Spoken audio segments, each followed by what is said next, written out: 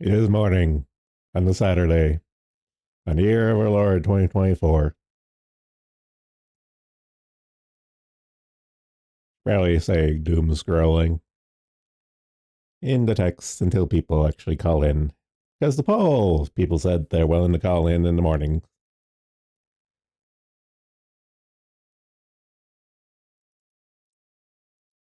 Text. Obvious text. Doom scrolling.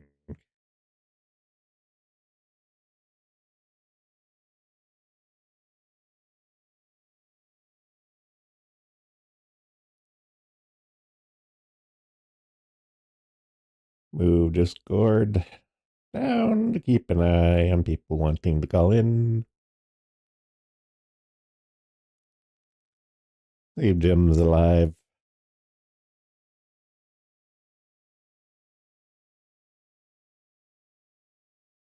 Nope.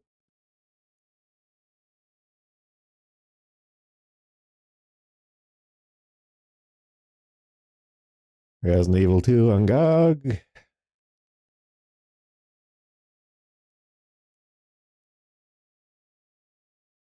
Growth in the comics, which I mean bogarted by Pipkin.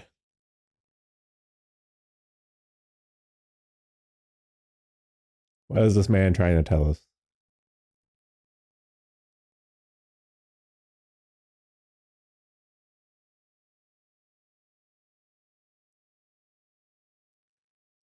It's kind of funny. We're all watching Terminator Zero, and we're all like, "It's good." Terminator Zero was good, better than anything Terminator related since the '90s.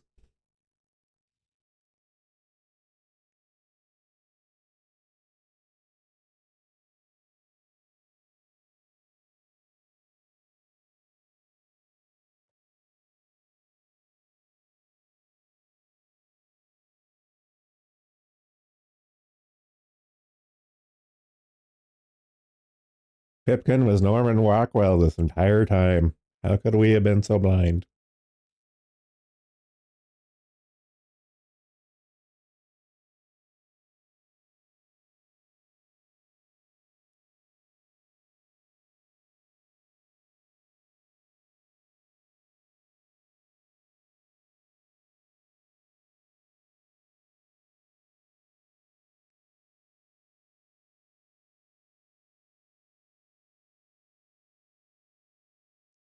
I like me a thick genie. Oh, modern Mogal. Bring back the Zodiac beasts. Those are fun.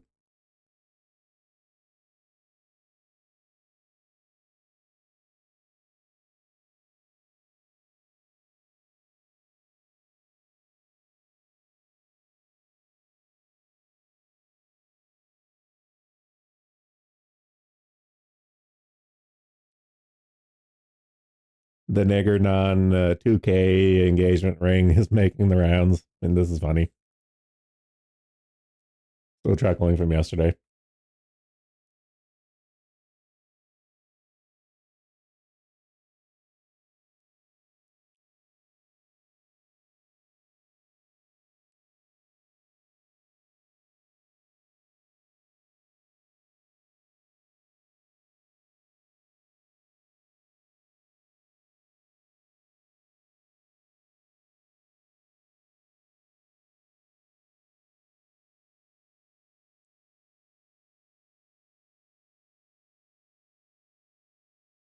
Quick news, damn it. Proper doom scrolling. The news.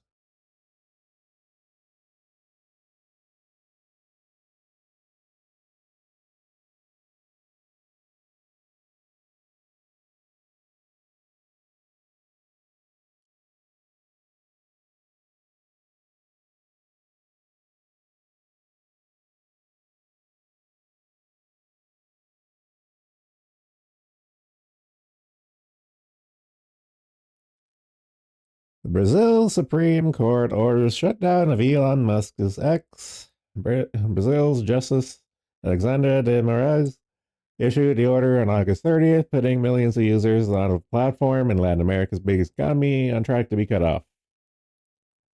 The mini dictatorships, their little fiefdoms.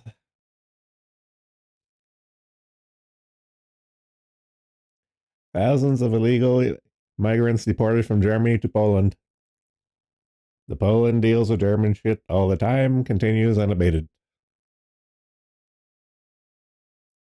Sure, Porin would be amused at such a notion. I still don't know what his hatred of Poland is.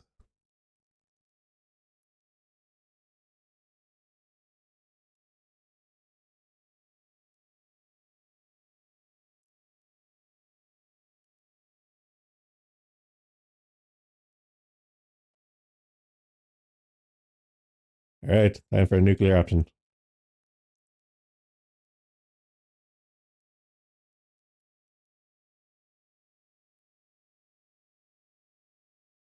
My hand has been forced.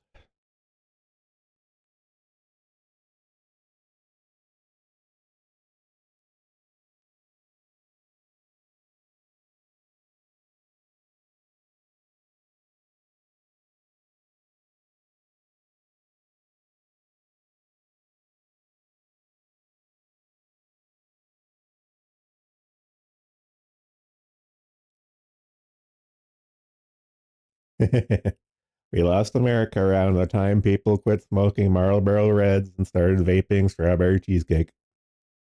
Not wrong.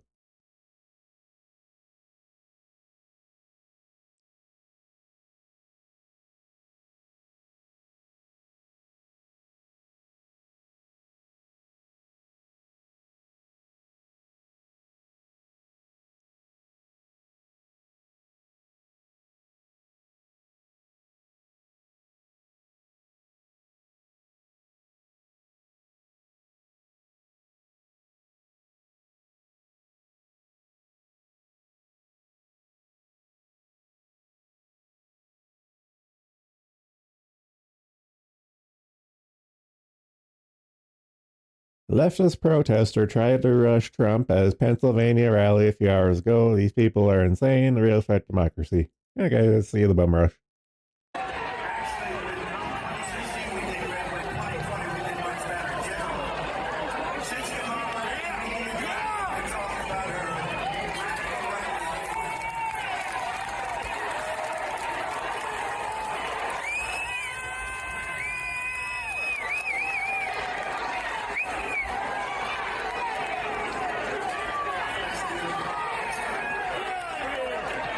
Get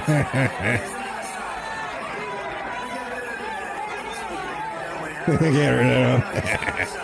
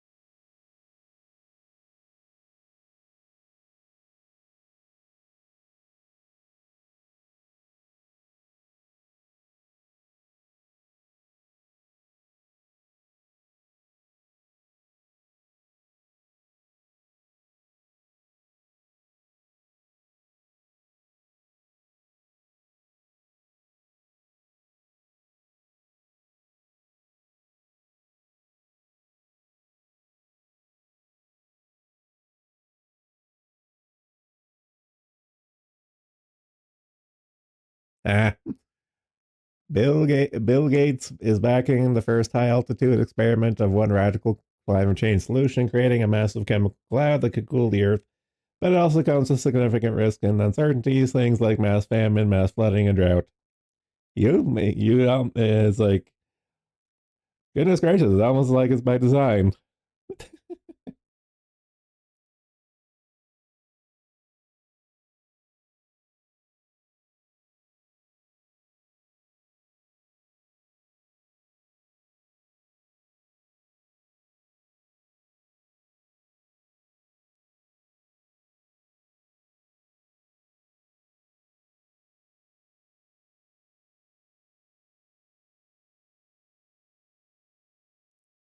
Still not seeing anyone in stream waiting room. Should use a real nuclear option. Just play Path of Exile. Actually, that's exactly what I'm going to do.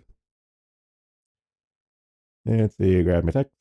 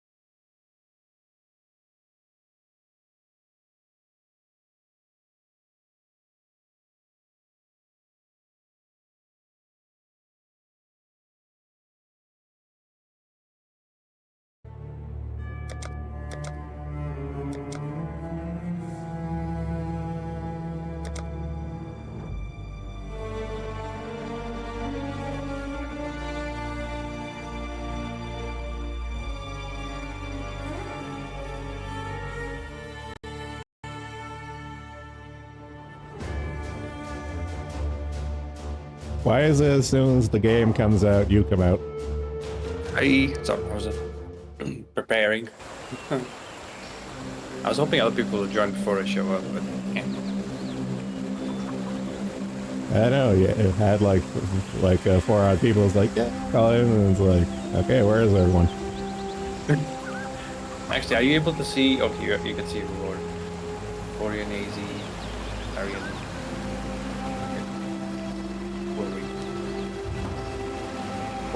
What I was gonna do is like I would join the waiting room and then use the text generator to like post a message. But you pulled me in as soon as I joined. I don't know, people are having fun with that text generator. That was a good find. Yeah, I just came across it to her because the guy made it, I think, literally just yesterday.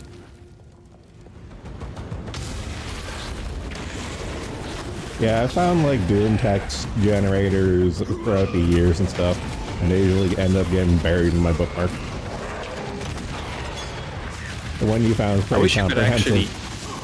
Yeah, I wish you could actually get the font itself to use like elsewhere, but right now it's just images.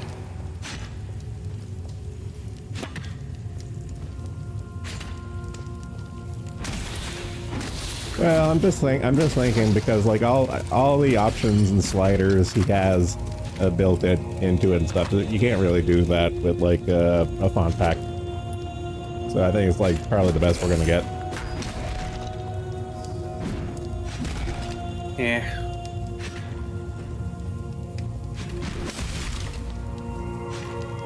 Yeah. So what are you up to this weekend? Nothing much, to be honest. I was just, I was playing some Doom, just playing through the vanilla game as usual because I've never actually done that before. And I was playing the Metal Fatigue, but then I just got tired of it because honestly the campaign was a bit too much. I know everyone's kind of just like after watching Terminator Zero, everyone's kind of just like, what do we do with our lives now? Yeah, it was actually pretty good. It does get like there's good exposition-y in places, and it's very philosophical, but it is good. It's a fucking anime, of course. it's a good anime. Yeah. I'd be more disappointed if they didn't. Yeah, I mean, it does have like neat callbacks to the films, all that, but it's pretty good. I know. I just like my personal dream Terminator story is that if we actually get more of the war stuff instead of just time travel.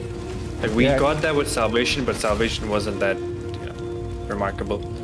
Yeah, everybody's been calling for like the war as originally depicted in the first Terminator since the first Terminator, and we're never going to get that because the ability to do that well is beyond modern Hollywood.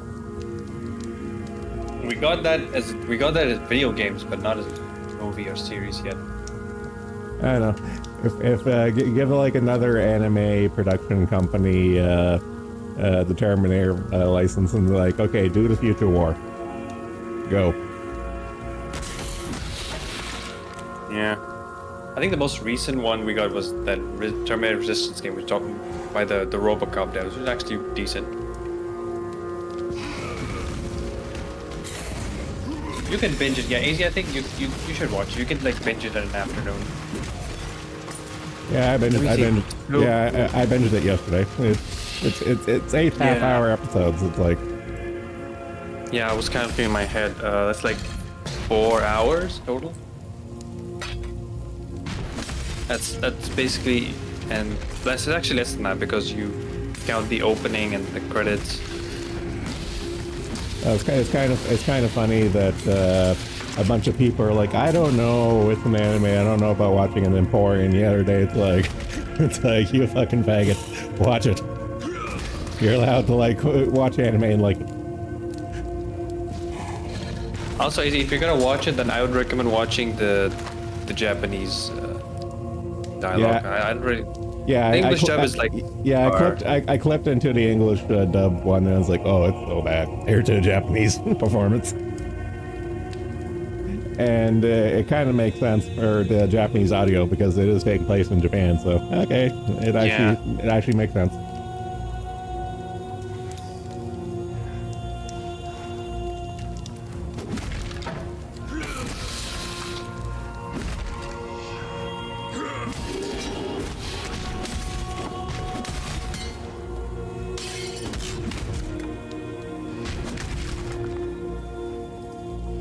Oh yeah, watching your Path of Exile gameplay remind me. I found Diablo 1 on GOG. I don't know if you knew already. I am well aware, trust me. Yeah, I put it on my wish list. Yeah. Maybe I'll try that game someday. I'm still of the opinion Blizzard's never going to see another penny from me. Same. I've never given them any of my money. I intend to keep it that way. I think the closest I came was Hearthstone, but even that was free. I know, and the thing is, like, I wouldn't go back and play Diablo 1 anyway, because Diablo 1 is very slow. Diablo 2 is like the benchmark. Yeah, and unfortunately you can only buy them from Blizzard themselves. Or Pirate Bay. Yeah, I want them to add it to Steam. Like, I don't think it's ever gonna happen. But I mean, Diablo 4 is on Steam. Maybe they might add Diablo to Steam someday. Like EA is doing it with some of their games. Maybe the other publishers will follow as well. I mean, even Ubisoft. I know, my metric is that, here's my metric. We have to wait for the return of Netflix because, you know, like, piracy was on this, like, dying leg because everything was on one spot, and then people got the bright idea to break up the monopoly, and then we're back to square one. And it's kind of the same thing with video games. It's like, if you have everything on Steam, hey. But no, everyone has to have their own store, so there you go.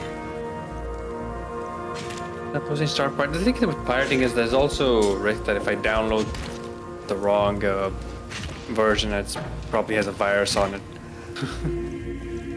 That's why you got to be a pirate since being a kid, and you just know these things. I have pirated as a kid, but when I started earning money, I stopped caring. Like allowances, and now a bit of like back when I was working as well. So. Yeah, here's my opinion on that. There, if the people giving me the product hate me and just want my money, well then I hate them back, and they're not getting my money. And that's the way I look at it. Yeah, I stopped using an antivirus. Now I just use Windows Defender. I haven't heard anyone using antivirus in forever. I was using Norton, but I let my subscription run out and just canceled it. I only wanted to try out it for 1 year, and then recently I read that, like, if you really think about it, that antiviruses have to read all of your files to see if it matches any virus patterns. Everything is compromised, so why worry? It's not, yeah, it's not even just that. It's just the resource, like they take a lot more resources, and just stick to the Windows Defender for now. The best analogy you can say for why bother using an antivirus would be like, well, that's like you willingly using Denuvo.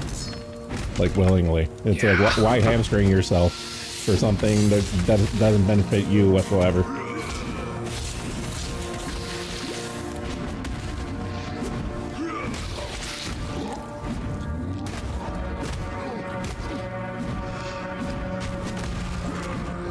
Die. There we go.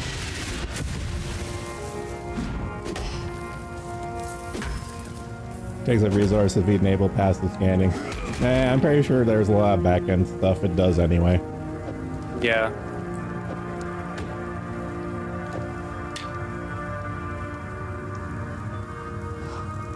I remember using Malwarebytes back in the day, and that was before it got compromised.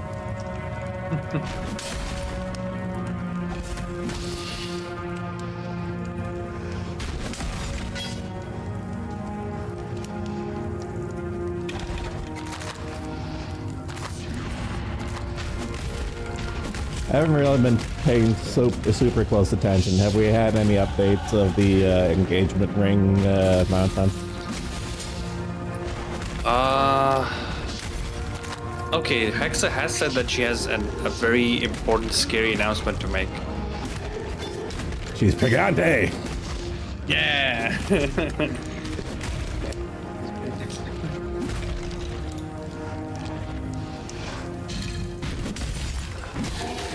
Yeah, here it is.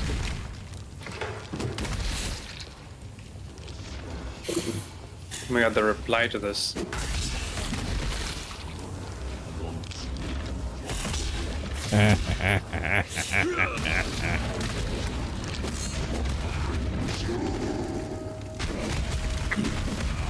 It's over, she joined under Corporal.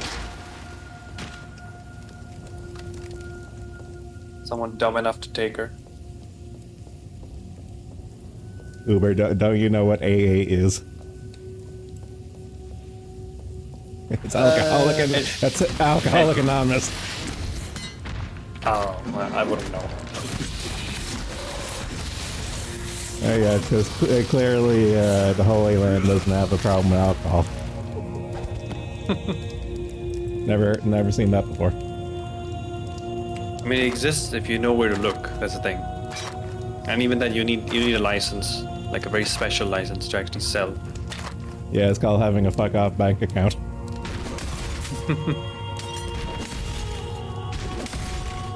Actually, there are like a few places that do sell alcohol, but yeah, they need special permission for that. Like, I've seen a bar, like I worked in a remote area and they had a bar over there.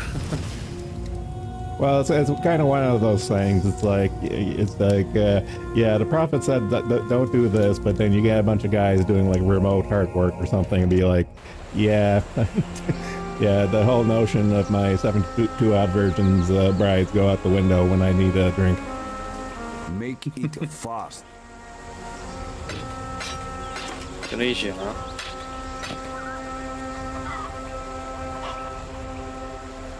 Going through my geography Rolodex to where that is. It's in Africa. Yeah, I'm just trying to think. It's probably I'm picturing like northern Africa because if I remember right, Yeah. Tunisia is in the, correct. yeah, because Tunisia is part of the Middle East portion. Like the entire everything above the Sahara in Africa is effectively the Middle East. Hello. Yeah, pretty much. You got what? Yeah, Morocco, Algeria, Libya, Don't Tunisia, get Egypt, even Sudan. Like, technically, people do think of Sudan in a Middle Eastern context as well.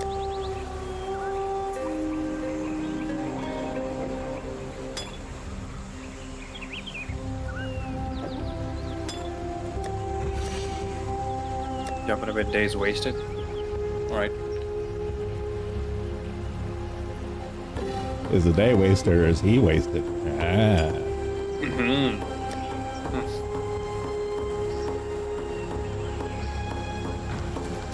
What do you want? Hey Uber, I've been meaning to ask, how much of a religious fellow are you? Oh, well, to be honest, I do practice where I can, but I'm not like ultra conservative. I do keep an open mind about things. Travel far. The rare non-orthodox Muslim. I mean, to be honest, it is. They do exist, but like if you, how do we say this? In certain places of the world, like they are like those like ultra hard conservative. Always stick extremely by the book, and you follow like every word literally. No, stuff like that here. I know, but that could go for any of the religions and stuff. It's just yeah, it's not just exclusive to this place. Yeah, but in terms of popular consciousness, the ultra-orthodox Muslim is kind of like, in most people's mind, is like the default. It's like, no, that's not the case. Yeah, and if you think about it, like, Islam is not just about following the rules, you know, it's just about how you live your life as well and how you conduct yourself with other people. But that is also in itself the religion.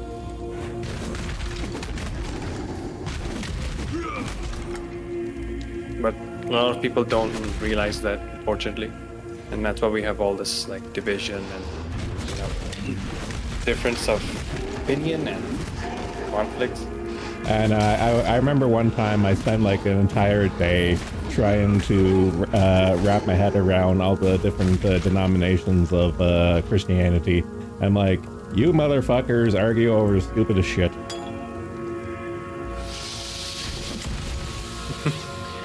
Yeah. And you see, if you like, I don't know, like, do you mind if you get a little bit more religious on the stream, or? I'm desperate for topics. I don't care. And at the end of the day, my favorite hobby, bar none, is tribalism, and religion is one of the big codifiers of that. See, I'll tell you something interesting now. If you actually read the Quran, it does. I have. Command. Yeah, okay. It does command Muslims not to be divided amongst themselves. And what is the verse? It says, hold tightly to the rope of God. That's what it says. And do not be divided amongst yourselves. But look at what we are nowadays. Yeah, but then again, that's the prophet trying to. I'm just going to totally ignore human nature, and unfortunately, Muhammad, one of his biggest things was do as I say, not as I do, which is, you know, again, human nature. Yeah, what's the thing? The Quran, you have two things. You have the Quran and the Hadith. The Hadith is basically the sayings of the Prophet, and then you have the Quran, which is basically the word of God, just translated to human language.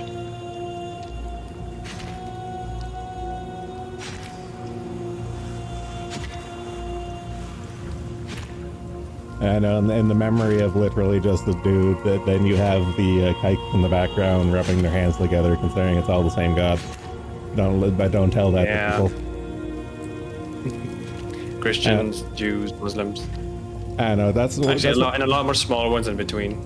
I know, but that's one of the things with the Abrahamic religions that I've always found ridiculous. It's like it's all the same guy. You guys are just so freaking stupid. Yeah. Because can you imagine if Jews, Christians, and Muslims all got together all along and it's like, hey, we're all on the same side, but that's never going to happen. Yeah.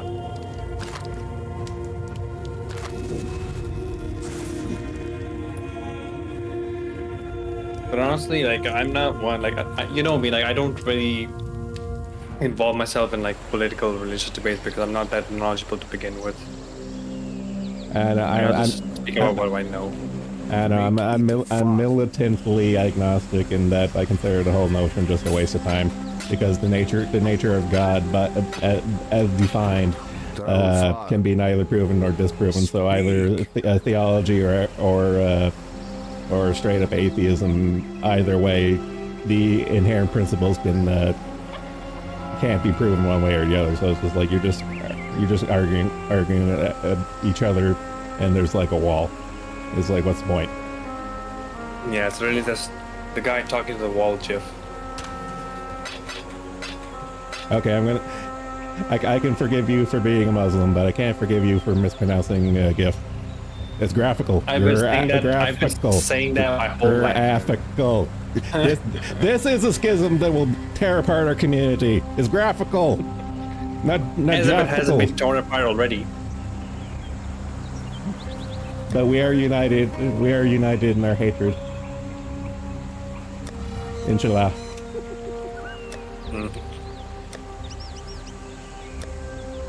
Also, ours at Islam's got a bigger marketing problem than the West. I think more people are waking up to that, like to the fact that, hey, maybe whatever we're doing is a little iffy, considering all the progressive bullshit that you guys have to endure every day. Travel far. Well, the whole progressivism conversation is by design. It is like, well, either you want to go for the lens of Alinsky's Rules for Radicals, or my favorite, Yuri Bezmenov, destabilization, subversion, and stuff. But however you want to skin that cat, you still result in a skinned cat.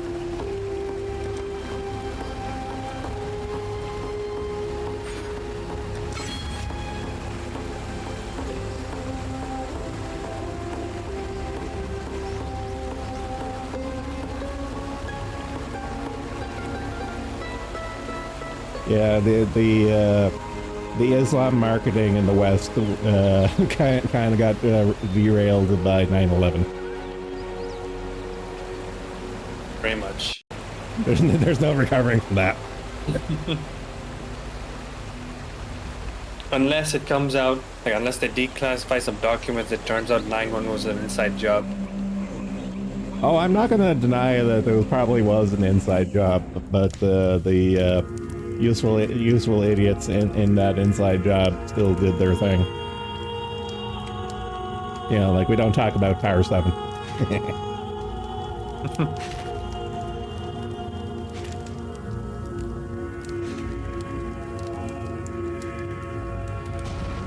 You know, it's like the age-old JFK joke. It's like when JFK got assassinated, the KGB was panicking.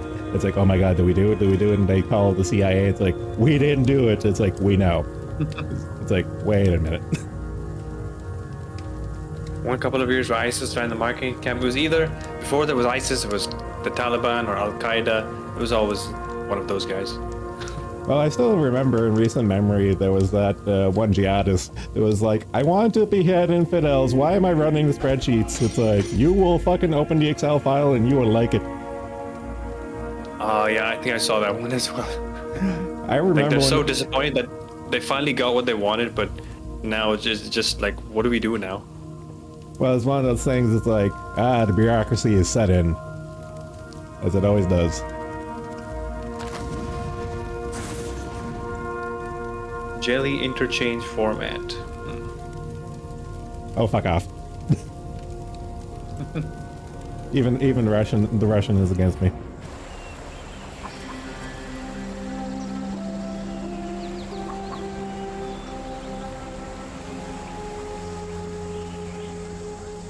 You are dream tender, mine.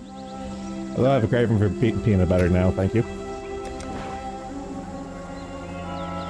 Oh, that's right. Jif is a peanut butter brand, isn't it? Yep. Yeah, Jif. I remember. We have we usually buy American Garden here, but we do have Jif as well. How can I help? Hello. Hello. Anchoring for it.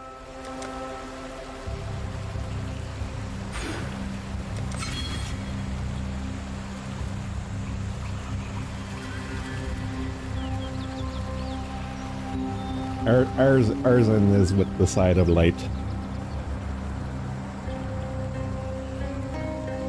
The G GIF camp. GIF. Maybe I should start saying GIF then.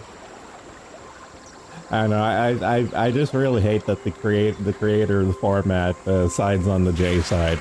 I'm like, oh my god, you're a programmer, not a linguist. Shut the fuck up.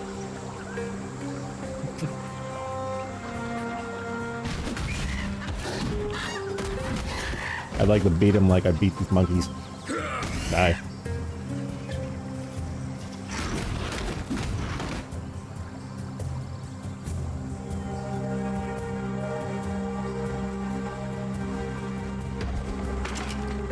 Oh, funny story. I was gonna give Pippa a watch yesterday, and then the first thing I see is that she updates her placeholder waiting room to like Zhong.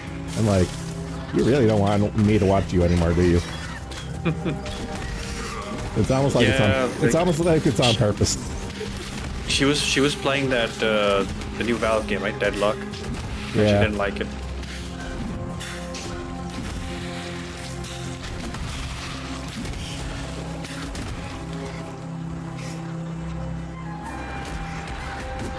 G is pronounced in Russia without the J sound, like G and Lady Gaga. Neat.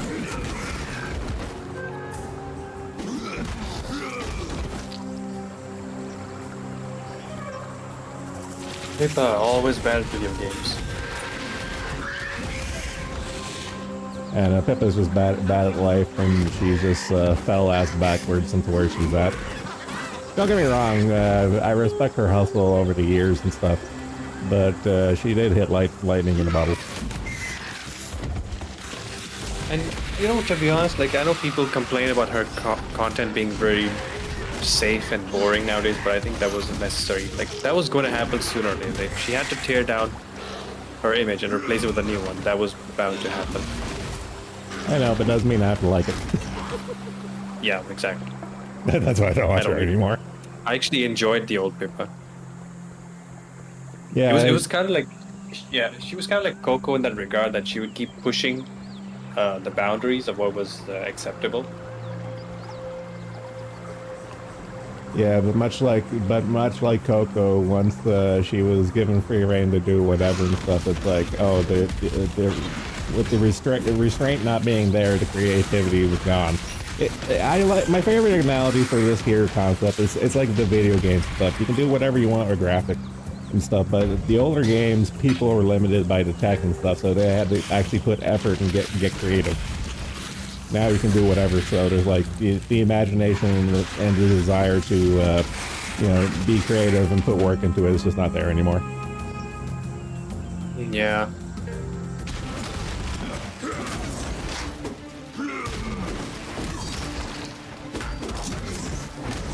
Top 3 old Pippa streams. Let me think. I haven't watched many Pippa streams over the years, but I'd say one of them was the Deus Ex one, just to see like how bad she was at the game. Yeah, I still love the reaction of like the initial cutscene speech, and she was like, "Oh, this game predicted a lot of shit." I was like, "Yes, it did." Yeah, she is more restricted these days, and I think she is pretty much choosing to do that because, you know, like she said a reason, like she doesn't want she's pretty much the figurehead of the community, right? A figurehead of her company, and whatever she does trickles down onto her colleagues as well, and she wants that to change. Yeah, I mean, like she still walks eggshells around, like, was it Remy? I forget. Like one of the girls really had it out for her for a bit, and she's been like very neurotic about it ever since. Rhea? Yeah, there we go. Yeah, I've heard about that. I've seen a few clips as well. It just makes you wonder, like, how is it that FaZe is still up and running till now? Well, as much as I make fun of Kevin for being a retired shank, he still does have money and know how to make money. I mean, he is still retarded, but well, he has people now. This time, he has people around him to tell him, "Hey, maybe this is a bad idea. This is a good idea." You know, it's like the George Lucas thing. Yeah. Yeah, let him come up with the ideas, but give it to someone else to cook. I mean, people have said this enough times, but FaZe almost collapsed in year one because of his attitude. Well, it's a foregone conclusion that Kevin is like unironically autistic, and it really shows. And somehow he's a dad. I still can't get over that. I still say he's deeply in the closet.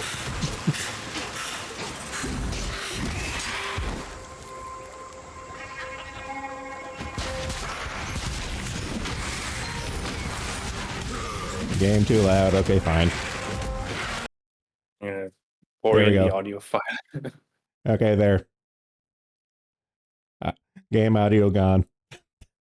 You fucking little complainer. There. That's all it took. That's all it took was too loud game to bring out the Swedish man. Yeah. I just came back home from bringing out that, so, you know. So, But everything works right. You can hear me and everything. I have to check every time now. Now you do sound a bit different today. Okay, yeah, because my microphone isn't in the same place. So. That's the thing with audio settings. You touch it even a little bit, and you get a massive difference. Yeah, well, I have it like hanging almost above me now instead because a fucking arm was in the way all the time. It was insufferable. I don't know, the way I have mine positioned, the microphone's pretty much covering like my view of my right screen and stuff. But it's like there's not really anywhere else I can hang it. Mm.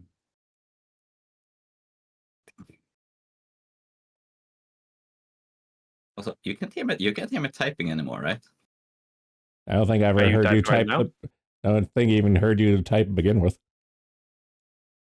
Yeah. Hell yeah, that's perfect. I mean, what kind of keyboard are you using to begin with? I just got a new one. That's Yeah. Is Yeah, it a mechanical one? Yeah, exactly. It's a Myonix Way.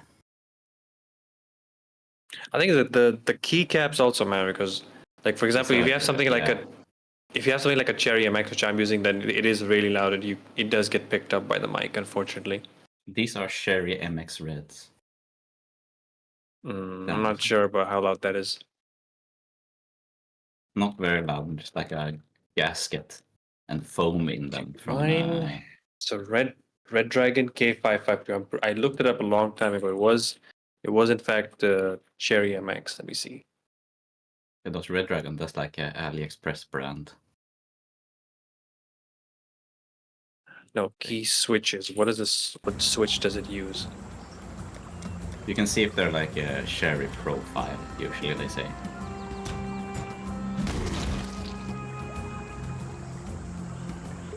I mean Cherry MX. Yeah, my fucking keyboard exploded during a fucking bone stream this Monday. Not a joke, it actually kind of exploded. Huh. So I've been keyboardless for like until Thursday. I'm just picturing that. I'm picturing that. I forget what the game is called, but it's like an old game where you set a timer and you have to put in all the pieces before a timer goes out. Otherwise, it loads out. You know what the game I'm talking about? I know what you're talking about. I know. Is it the car, right? No. Oh fuck! This is gonna bug me now. I know something like that, but for a car. We played that in school to like check our like literacy levels. We do that. We get the keyboard type. You have give them the keyboard, like the VPM tests, where you get like a bunch of words. You have to spell them all correctly and like write notes that's possible to test like what level your language skills are. I know when you just said my keyboard exploded, I just picture all the keys exploding out. It's just like. Yeah, Asud Kwanzin as well. No, it didn't explode. It got like overcharged by my fucking it got like too much electricity in it and like fucking started smoking. I could smell the magic smoke. Sound check. Holy fuck! That's a bit loud. I can turn it down. There we go. Oh, Speak again. 200%. And how about now? That's better. Sound great. I played around with like my my mic setup because like I fixed the issue with the fucking NVIDIA broadcast and Discord noise cancelling interfering. So now it should sound like relatively well, and the keyboard sound shouldn't be heard. I don't think any of us can ever win with audio balancing. It's just nature of the beast. It is Yeah. difficult. Like there's a reason. You know, you see some fucking like 1 million subscribers YouTuber, and they have all the fucking like foam on the walls. Like there's a good reason for that. It helps a lot, and it's so fucky wacky. Because you don't exactly choose where you live or like where your computer is. I mean, you do choose where it is, but there's a limited amount of space for everyone. So Yeah. you always get in like a suboptimal position for audio shit. And it's like one thing people don't think about is that say you have your microphone, like your desk is underneath. Well, then you should have like a big fucking mouse mat or put like a blanket or something down, because your voice will echo from the wood or the metal or whatever the table is made out of. So people don't think about that. Like your Yeah, desk is you another never get the wall perfect you have setup. to split. Unless you specifically like, build it. Yeah, basically. But even then, that's like for the really rich people. I mean, like Like- most of the people, I would say, don't even like really bother with sound. Like even I didn't really bother with the sound. I had like a fucking $10 stick for a microphone. It was like good enough. The only reason I have this like blue snowball is because my friend just gave it away to me. Yeah, one thing is like Discord does have all these fucking like audio settings inside of it, and some of them really do help. Like if you have a good microphone, they can actively worsen you because you already have everything set up. But if you have like a shitty headset microphone, my Discord's like audio setting shit does a lot for you. Gone are the days of Xbox Live 2006 and fucking CS 1.6 TeamSpeak servers. You dare besmirch the name of our Lord, Jim? Counter-Strike in-game voice chat, not even TeamSpeak, dude. Any sort of Valve game. That was not possible on EU servers, dude. There was a race wars on mic every time. Like you could not do that shit, dude. Like I remember my cousin got banned because his screen was murdering all Russians so often. He got like VAC banned 3 times for it. He started naming himself like murder all Russians and shit on Steam. He was so fucking angry at Counter-Strike. He was ahead of his time. Yeah. He almost lost like $10,000 of fucking knives and shit.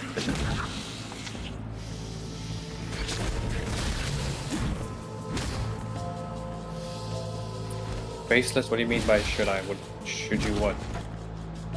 That is the question. What should I do? The answer is always yes.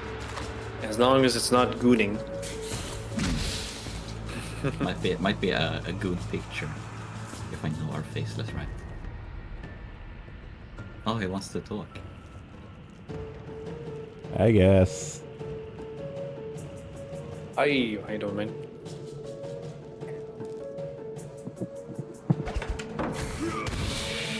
You can do it. We believe in you. You have to mute the tuk-tuks running outside.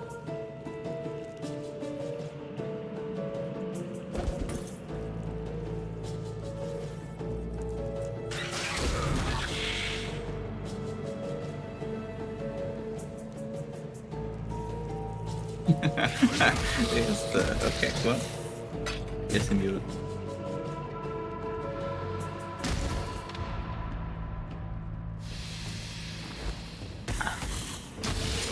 The anticipation is killing me.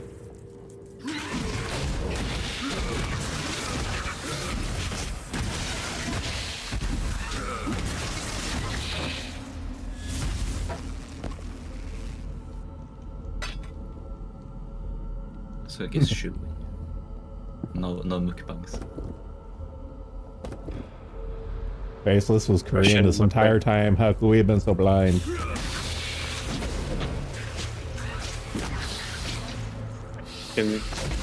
I can barely hear you. I Yeah. can hear you speaking, but I can barely make out what you're saying.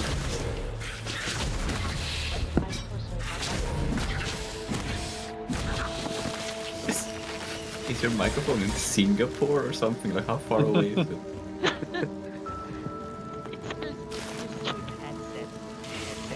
I have to put it right in my mouth, so even I can. That's a fucking, that is unironic like Xbox headset quality.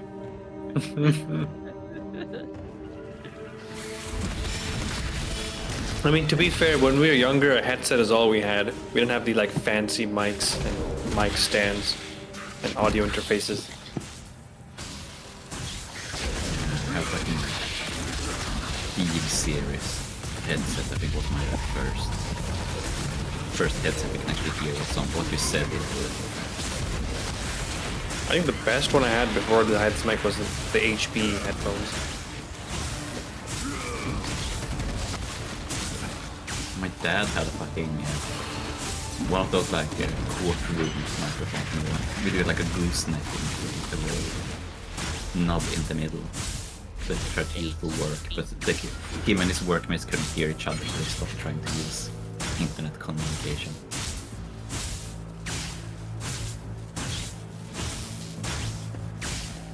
Yeah, Asoka is right. Audio equipment goes afterthought. I kind of despise when I see like streamers and YouTubers like put nothing into their audio setup because it's so much cheaper than the rest of the shit they buy. Like they'll have a fucking 4K 144 hertz screen that costs like $800, but they can't spend $50 on a decent microphone. Come on, dude. Thing is, yeah, a good microphone like isn't too expensive, but the audio interface, on the other hand, Audio interfaces cost like $40.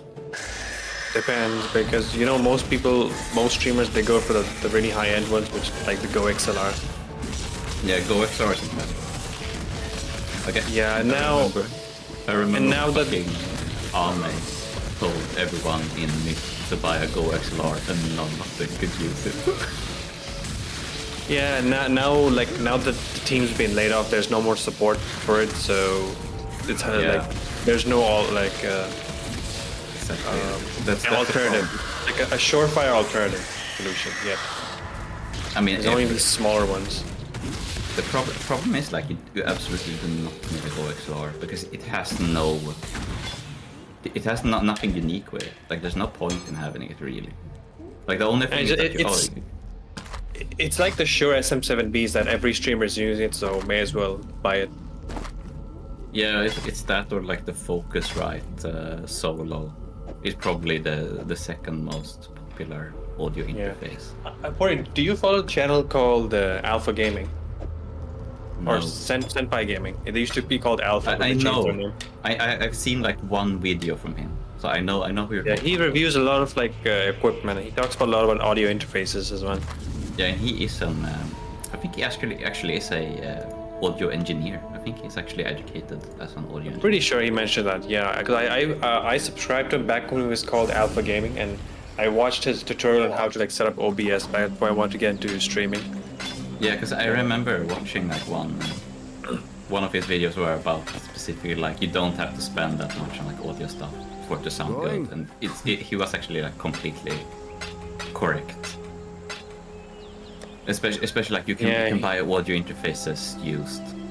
Like you don't have to buy a new one, and even a new one that is a good one is $40.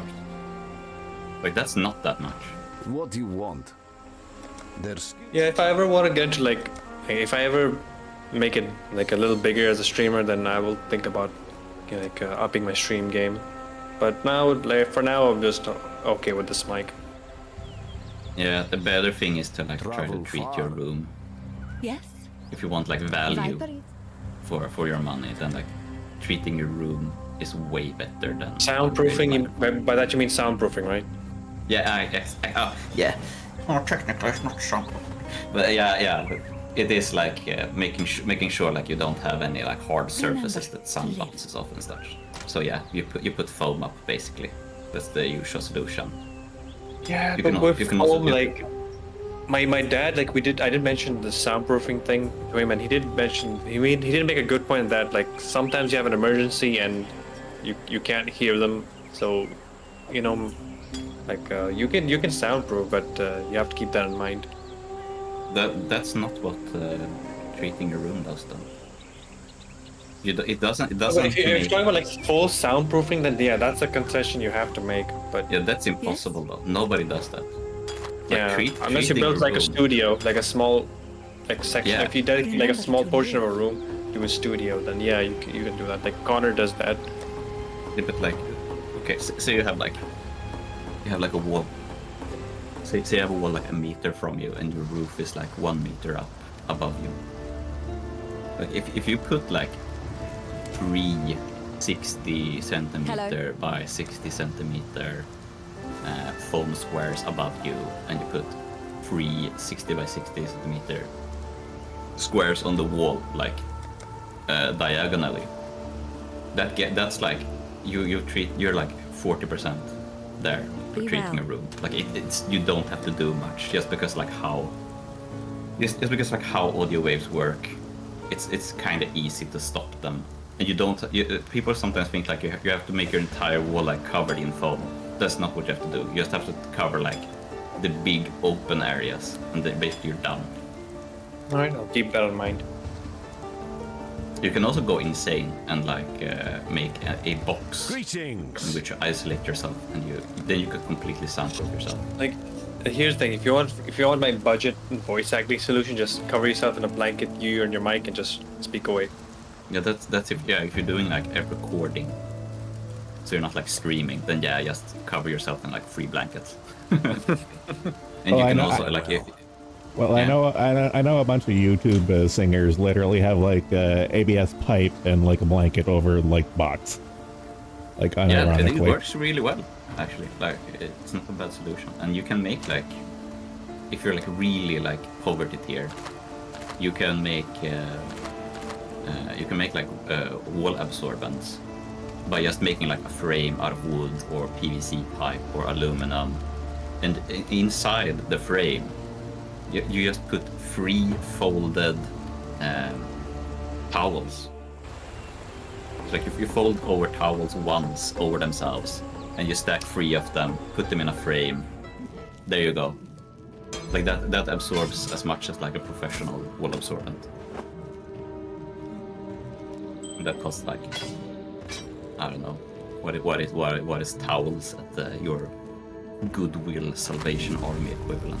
You could probably buy like 80 fucking towels for like $5. It's like $20 of wood or something, or PVC pipe, and there you go. Like, I mean, like it's like audio stuff is kind of like gamer stuff, you know, like you pay for the brand basically or something. This is gamer, this is for gamers, so let's make it $50 more expensive than the equivalent non-gamer. That's how you that's how you sell it. Yeah, like it's basically that. It's just like scammy. All of it, like fucking like how the Piety fuck would is have there like concurred. branded Farewell. My like health is audio absorbent foam? Like it's the same shit put out on garbage in China. It's a fucking factory in China. Like, come on, dude. You can't brand that shit. It's ridiculous. An idiot and his money are soonly parted.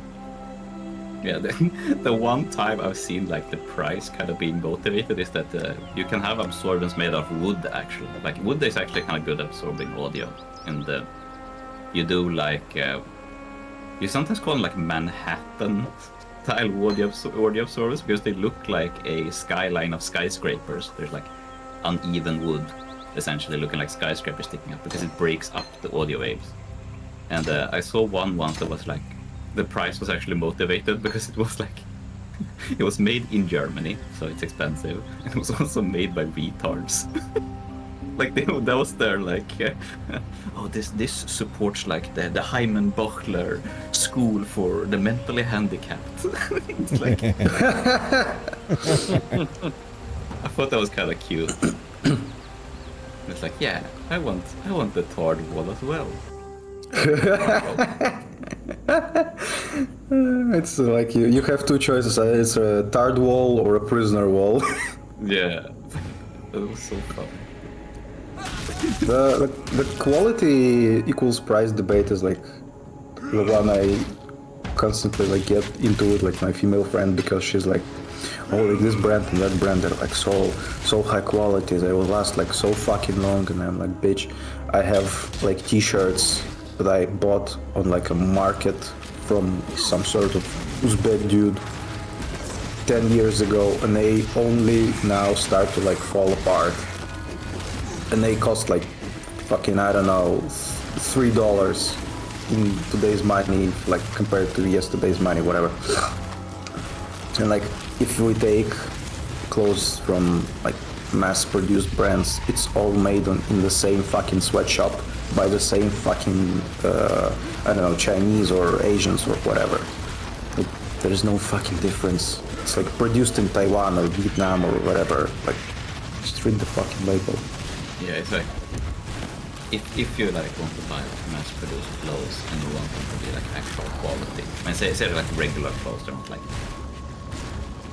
like military equipment or whatever, like it's just regular clothes. You have to like really check, like where are they making it, and sometimes they'll say like what kind of grade of like cotton they use, because like, well, if you buy like actual like expensive jeans, they're actually good and not like just branded. Like they use long strands of cotton so that they won't like rip and stuff. But the difference is kind of minuscule from buying like a free pair, like a free pack of the cheapest instead. Like, oh wow, it will last 2 more years if I buy the most expensive one. Wow.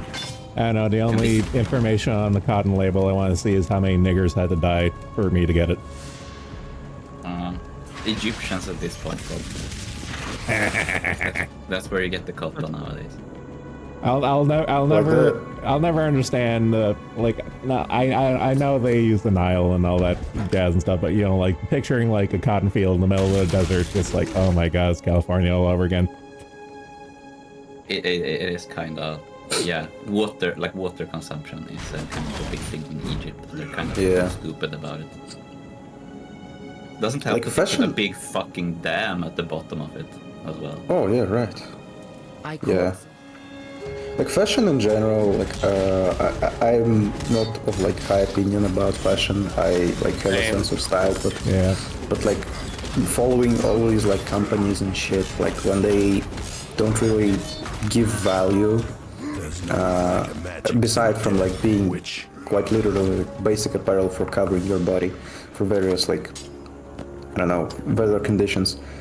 But the more I hear about it, the more I realize it's just like retard hacking or like normie hacking, because like I was listening to a Lumi stream recently, and she was talking about that like stupid $40,000 bag, and how you can't like walk in and buy the bag. You have to first like go there to that shop brand, and like you can buy a scarf, and you can't even like pick the color of the scarf. They supposedly have like only one, and you can pick that. And if you don't like the color one, then like fuck off. So you buy the scarf, then you buy some more, then you buy some more. It's like, and this stupid like artificial scarcity fucking cult that produces in the normal mind like the idea of, oh, it's like so rare, so fucking scarce, so expensive, and so like it justifies the absolutely fucking ludicrous prices for the fucking stupid bag. Like $40,000 bag, it's like you can buy a car for that money, and like car provides much more fucking utility to you than a goddamn fucking bag that you can buy for like, I don't know, $50 or like $100, and probably somewhere around like that if you want like a sturdy bag or whatever. It's just the kind of frustrating thing as well is like, it would be one thing if only rich people would buy something like that, but you know that it's like idiots who like go into it. Well, yeah, the poor people emulate the mannerisms and habits of their betters. Yeah, we had like a really ridiculous situation here in Sweden, because like all the Arabs, they dress like exclusively in like sweatpants and like training wear. So there was like one brand who they didn't sell very well because they usually do like outdoors stuff. So they were like, how do we sell more clothes?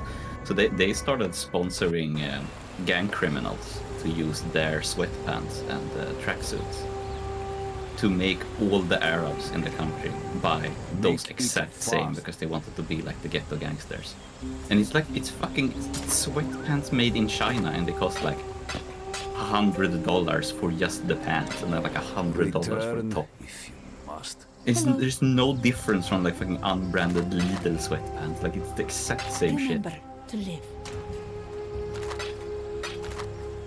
Sponsoring Nigers. Why reward Nigers? Well, because they get a lot of social fucking benefits they spend on garbage. Gold chain market has never been booming as much as it is now. Mr. T and his consequences to the human race. As success, same as roadman fashion in Great Britain, and I think of the fucking Timberland boots in the US. With the Tims. Yeah, exactly. And they were just like for like regular worksman boots, and all the blacks in New York would use them because their feet got cold in the winter. New York can get cold, so it became like a rapper thing, and they started getting popular because of that. And I'm still to this day trying to wrap my head around pre-ripped and pre-acid stain, like bleached jeans and stuff like that. It's like, I live in these. No, you bought that off the rack, you fucking cunt. Like I can get the like pre-ripped and bleached jeans because like it's a matter of like just visual representation. So you want to to look a certain way. So like personally, I don't see any problem in those. No, I understand it, but I still fucking I understand it, but I fucking hate it. I don't like the pre-stained ones because I think if you want like acid washed jeans, I mean I think they can look good and whatever, but I think they always look better when you do it yourself.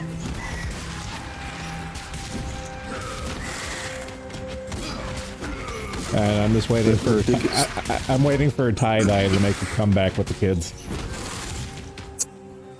Oh, fucking batik. Boutique. Is that what got? Is tie-dye the same as batik? Don't know. Batik. I think batik is like painting on the fucking. Yeah, we're thinking of the same thing. I think face. Yeah. No, I think batik is Indonesian. Yeah. Right. Exactly. You know what I mean. Yeah. Like painting a hot wax on the. Usually it's like a cloth. Yeah. Yeah. Wax Exactly. on cloth. Oh, interesting. There's a very funny thing about is specifically batik because it was super popular in the 60s. So like all the like stinky hippie women who wear it, and they kept wearing it when they got older. So like the stereotype of like a 50-year-old social secretary bitch is a batik hexa, which is a batik witch. Interesting. I kind of know batik in a different context because like my grandmother was doing like also all sorts of like arts and crafts stuff for her job. So for me, batik was always just like painting on cloth in terms of like not the clothes but the cloth in like as a painting sort of stuff. So like decoration and shit. So I kind of completely forgot that it's like actually used on clothes, and now I'm starting to remember her actual like painting stuff on like the jeans. I remember she had like jeans with like this white tree and something. So it's like unlocked a memory. Yeah, fucking like I remember like like we inherited a bunch of clothes from like a couple of relatives. They had so many of like jeans that were like they had like something painted on. They had like really wide in the bottom, like all hippie jeans. Ah, bell bottoms. Yeah, but that's what. Yeah, I remember it came back as a trend like a few years ago. I mean, it looked kind of good actually. The trend I currently fucking hate in terms of like women's clothes is shapeless wide pants that like go down in a straight almost line. And like I fucking hate it because it completely kills like any shape of the leg. It's just so fucking awful looking. Yeah, Think killing the shape of the leg might be the point because their legs are shit. No. Like the thing is, I usually see it on like slim girls, not like fat bitches, but like actual like pretty slim girls who probably have like nice legs, but they wear those stupid pants because it's like the trend.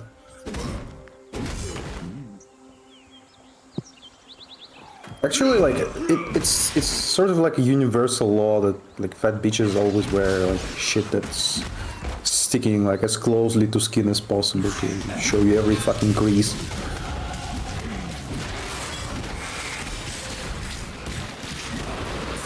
Makes me think of back in middle school when there were still like goth girls around and fat ones looked like they were like wrapped inside of a trash bag. Because they insisted on wearing like leather and shit.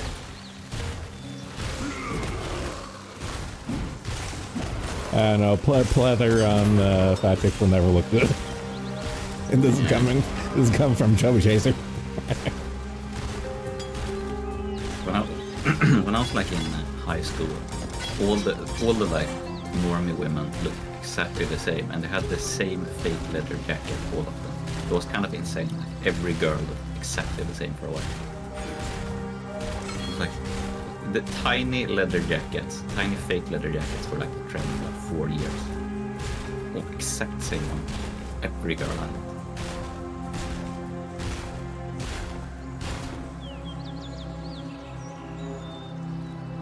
Probably like the stupidest, most awful fucking manufactured like scarcity or value or everything is the stupid fucking iPhones. Like I hate the goddamn things. It's like I don't know how it's like in the West, probably not as much, but here like an iPhone is like a big symbol of like wealth and success. You've basically like made it if you have an iPhone. People like get into actual fucking loans to buy the stupid things, and like so fucking retarded when you actually like look at the damn thing and like how what it can actually like do and how it is compared to like the equivalent price Android phone. Man, why would I fucking buy it? Like It's that a symbol. It's that simple. Yeah, like but it's so fucking stupid.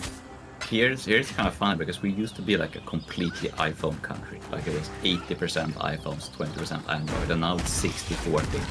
And basically, iPhones have turned into women phones. Like all the men have Android, and then like soy boys in the cities have iPhones, and then the women have iPhones. Okay, this here revelation amuses me more than it should.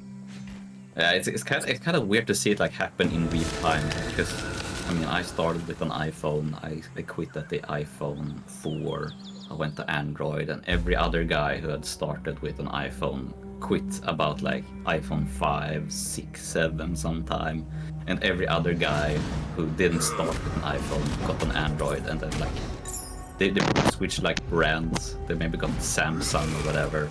They became like a Samsung guy, but they stick with Android everyone. Also never seen a Windows phone ever. I've seen it once, and I was like, as a kid, I was impressed. Oh wow, you can have the Windows operating system on a phone. There's an important distinction: Windows Phone or Windows Mobile, because those are like different things. The Windows Mobile. I have seen a regular old ass Windows Phone. Because like Windows Phone is the one with tiles, and Windows Mobile is like actual Windows on a PDA. Yeah, I mean the newer ones from like they were like 2018, 16 when they released or something. We actually had them. They gained a bit of traction, but quickly like fell off because Android phones just gloved the market. It's a mobile operating system Windows version. Yeah, but I'm still fucking shocked that iPhones don't have 120 hertz screens across like the whole range. there's still the promotion is still limited to like the, I think either Pro or Pro Max models, and it's so fucking jarring. Like I bought the 12 Pro of that same like female friend. She bought like a new one, so I like, hey, do you want to like sell this one because I need this one for work? She's like, yeah, sure. I bought it, and like it's so jarring because it's like 60 hertz, and the animations like are nice, and like the way UI flows with like the tactile stuff, because like it has the vibration engine, and it's like it's a really good vibration engine, because like when you press the button and the phone vibrates, you're like, it feels nicer than just tapping the screen. But when you start like scrolling, I was like kind of shocked. I was scrolling like the app store looking for an app I needed, and like you feel the frames chugging. Like what the fuck, man? What the fuck, bro? Like why is it chugging? It should be running like smooth 60. And I started like looking into it, and not only the promotion is limited to higher models, it's actually not even like 120 hertz. The guys somehow like found a way to like see the frame rate, and it rarely ever goes above like 80. So it's like advertised. They're like gaming screens where they go into overdrive mode to get the full 120 then. So they can't sustain it for a long time because it generates too much heat. I don't even know if it's like the case, maybe. And the problem is like I have an S23 and I can just enable the frame rate counter in developer settings, and when I scroll, it goes to like 120. If I stop scrolling and like it's static content, it just shows 24. So it's like it's even more like efficient than fixed 60 hertz. But with iPhones, for some fucking reason, they don't go up to like 120. And I don't know why. Maybe it's like has something to do with the way they like draw frames. Are they all OLED now? I think most are. Actually don't know. Because They might be. Because getting OLED to, because that's the reason why OLED TVs are quote unquote cheap, and like OLED screens are super expensive. It's because it's fucking hard to make OLED get the high high hertz. Well, looks like everything from iPhone X is OLED. Cheap fucking OLEDs with them, because you can buy like phone-sized OLED screens from AliExpress for like $20. Yeah, like the thing like is, if I remember correctly, Apple buys Samsung OLED screens for their phones. Yes, like, So like Samsung and LG are the only like worthwhile. Return if you must. yeah, which is even like funnier that you have a Samsung with a Samsung OLED screen and an iPhone with an iPhone OLED screen, or Samsung OLED screen, and one can go up to 120, and this one fucking can't. Yeah, and both LG and Samsung are Korean as well. Yeah.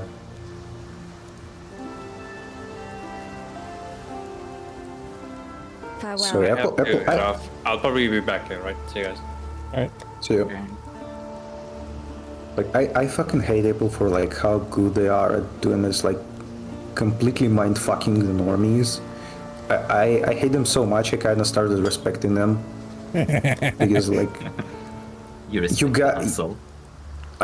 yeah, like they are so fucking good at this all like smoke and mirrors shit, because like if you look at it like one to one, it's either like parity with an Android, or it's like worse because it's like less convenient, less features. Like I can't get over the fact that like Android, when you use an Android like modern one, you have the back gesture, right? And you can like do the back gesture from every side of the screen. But with an iPhone, you have to like stretch all the way around to like the left edge to do the swiping gesture.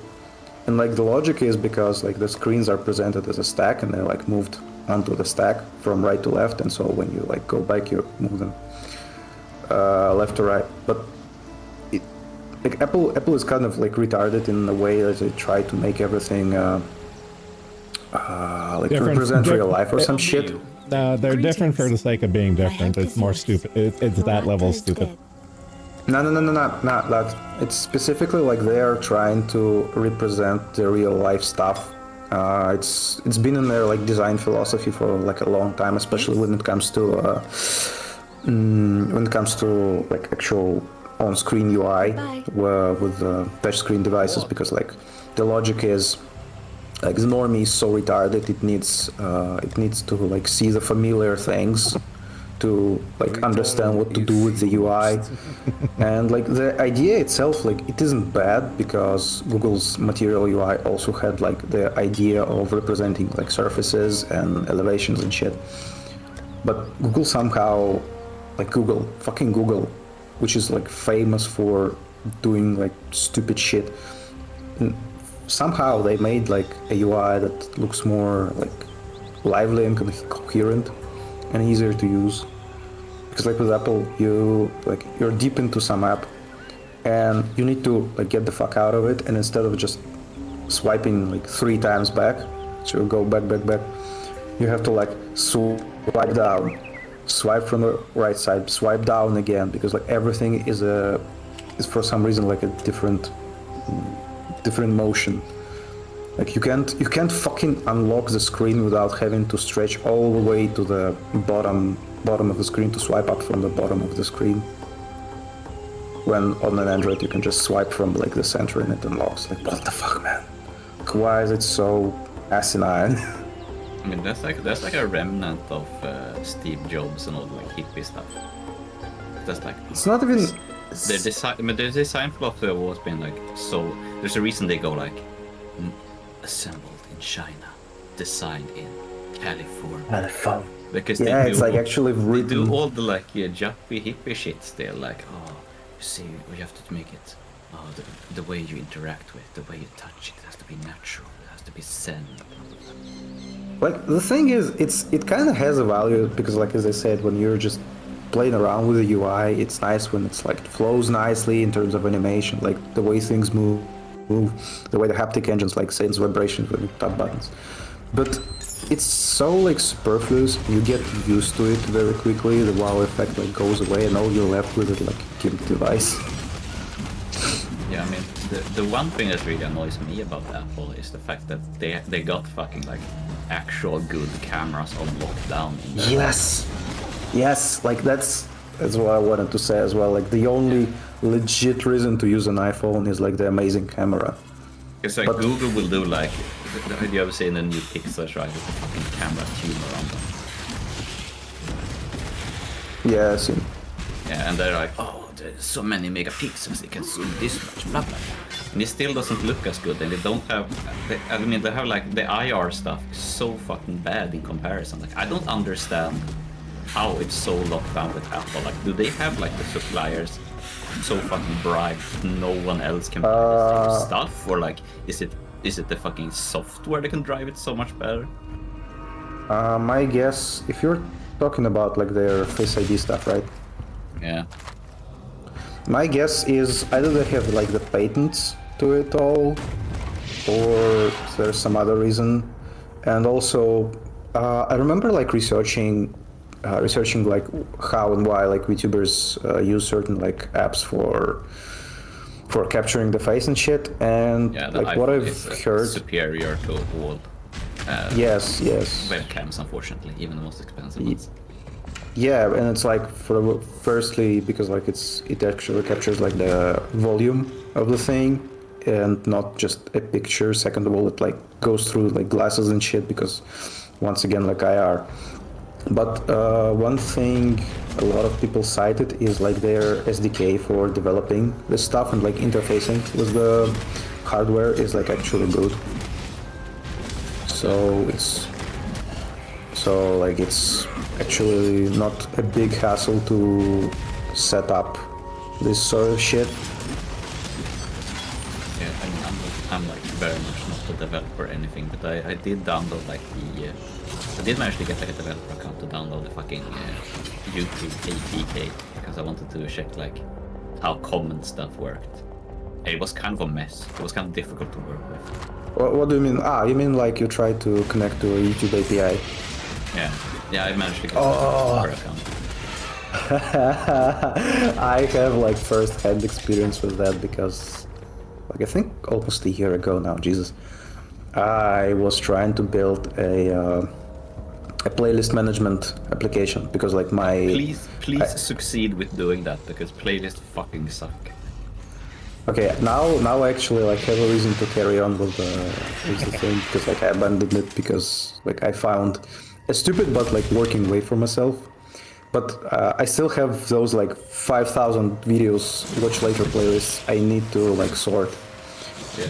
And the motivation was that, but like I was trying to integrate the API and like yeah, it's really fucking over-engineered. I was trying the Java one because I was developing the app itself in like Jetpack Compose.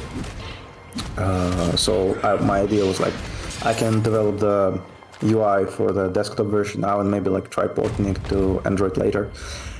But like yeah, it's like so fucking hard. It's like layers upon layers of abstraction, and I don't even know if it's the Google thing or the Java thing because like Java is kind of famous for abstractions upon abstractions because initially like in the first versions of the language that caught on, it was sort of like actually pretty bare bones and people had to invent a lot of like patterns and write a lot of boilerplate just to do like basic shit. And like with more modern languages like Swift and Kotlin, it's less bad now, but the whole fucking over-engineering thing, it still exists. And one thing Apple is better, I would say, is like their SDKs are much simpler. So like I was recently we were talking with my Android colleague.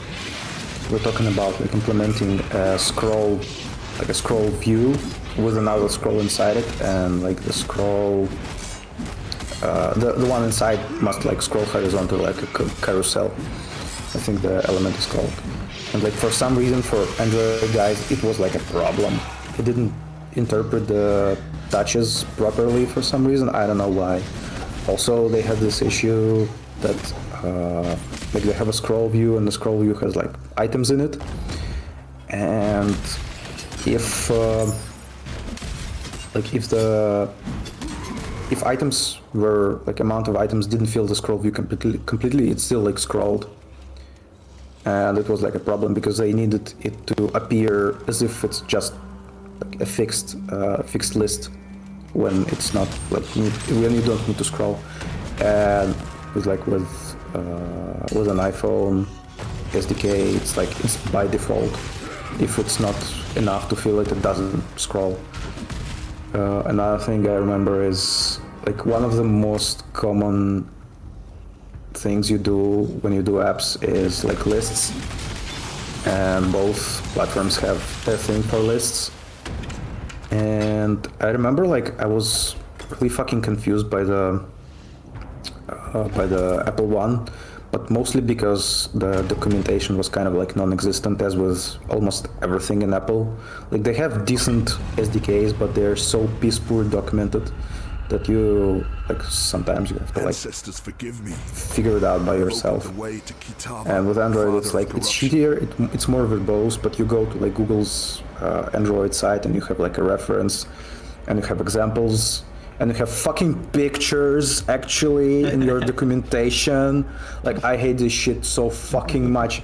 Like those lists in iOS are called table views. Like if you go to like iOS settings menu, what you see is a table view that you scroll. So they have different like styles. Like plain style is just slim separators, or like grouped styles. And when you create that table view, you specify like what style you're gonna use. And the problem is, on their documentation, right now, there are no fucking pictures associated with those styles. So you have to like actually go and try doing it to see how the fuck it looks. Like when you're a beginner, you have no idea. Like you actually have to go to like third-party websites and medium articles, or you have to try it yourself. And when you doing like Google stuff, you just see it because they have fucking pictures in their documentation. It's so fucking dumb because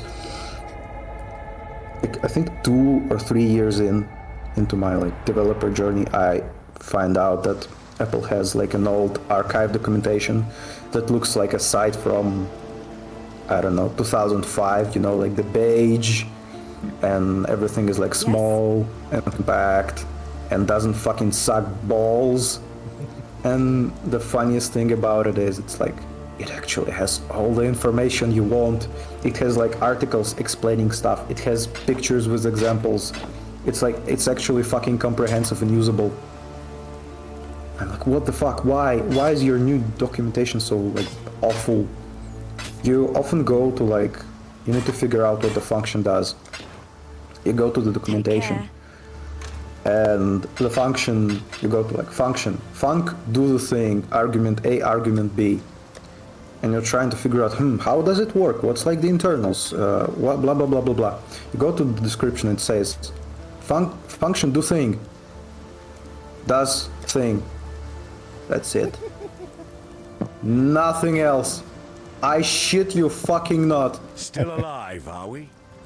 It's so dumb. It's like, especially after coming from the like web development, where everything is like documented, everything has like a library doing it instead of you. No, clearly you're the dumb person in this equation because you just don't inherently know it. That's what they want. They just want you to know it. Yeah. Like everything is like in web dev world, everything is sort of like pre-chewed and put into your mouth and you just need to swallow. In Apple world, you are like fucking, what's the name? Like you're the primal man. You're going out there in the wilderness to find the tiger, and then you have to fucking kill the tiger. And then you have to fucking memory manage the tiger. And shit like that, because like it's so fucking dumb, man. What has happened? I know like the There's web one devs bright get spot. shit on because like Till next time. they're doing the easy stuff, blah blah blah. But like my uncle is a programmer, so I like used to go with him to his work sometimes when we visited and stuff. And like when you see like someone who is like, Goodbye. I can't get fired. I need to obfuscate my code because I'm doing like low level fucking shit in assembly. And they like purposefully obscure stuff and like refuse to document things just so they can't get fired. And you have to work with people like that. And you see like, yeah, I get why people want to be a web dev instead of learning fucking COBOL or something to work at a bank for the rest of their life. Oh. Actually, like I think it's much more of a trend in like the West because I rarely see this sort of stuff. Well, I haven't seen like the code that looks like purposefully obfuscated. Whenever code is like shitty is because like the person is fucking dumb and did stupid shit, and you have to untangle the mess they left behind. But like the problem is like every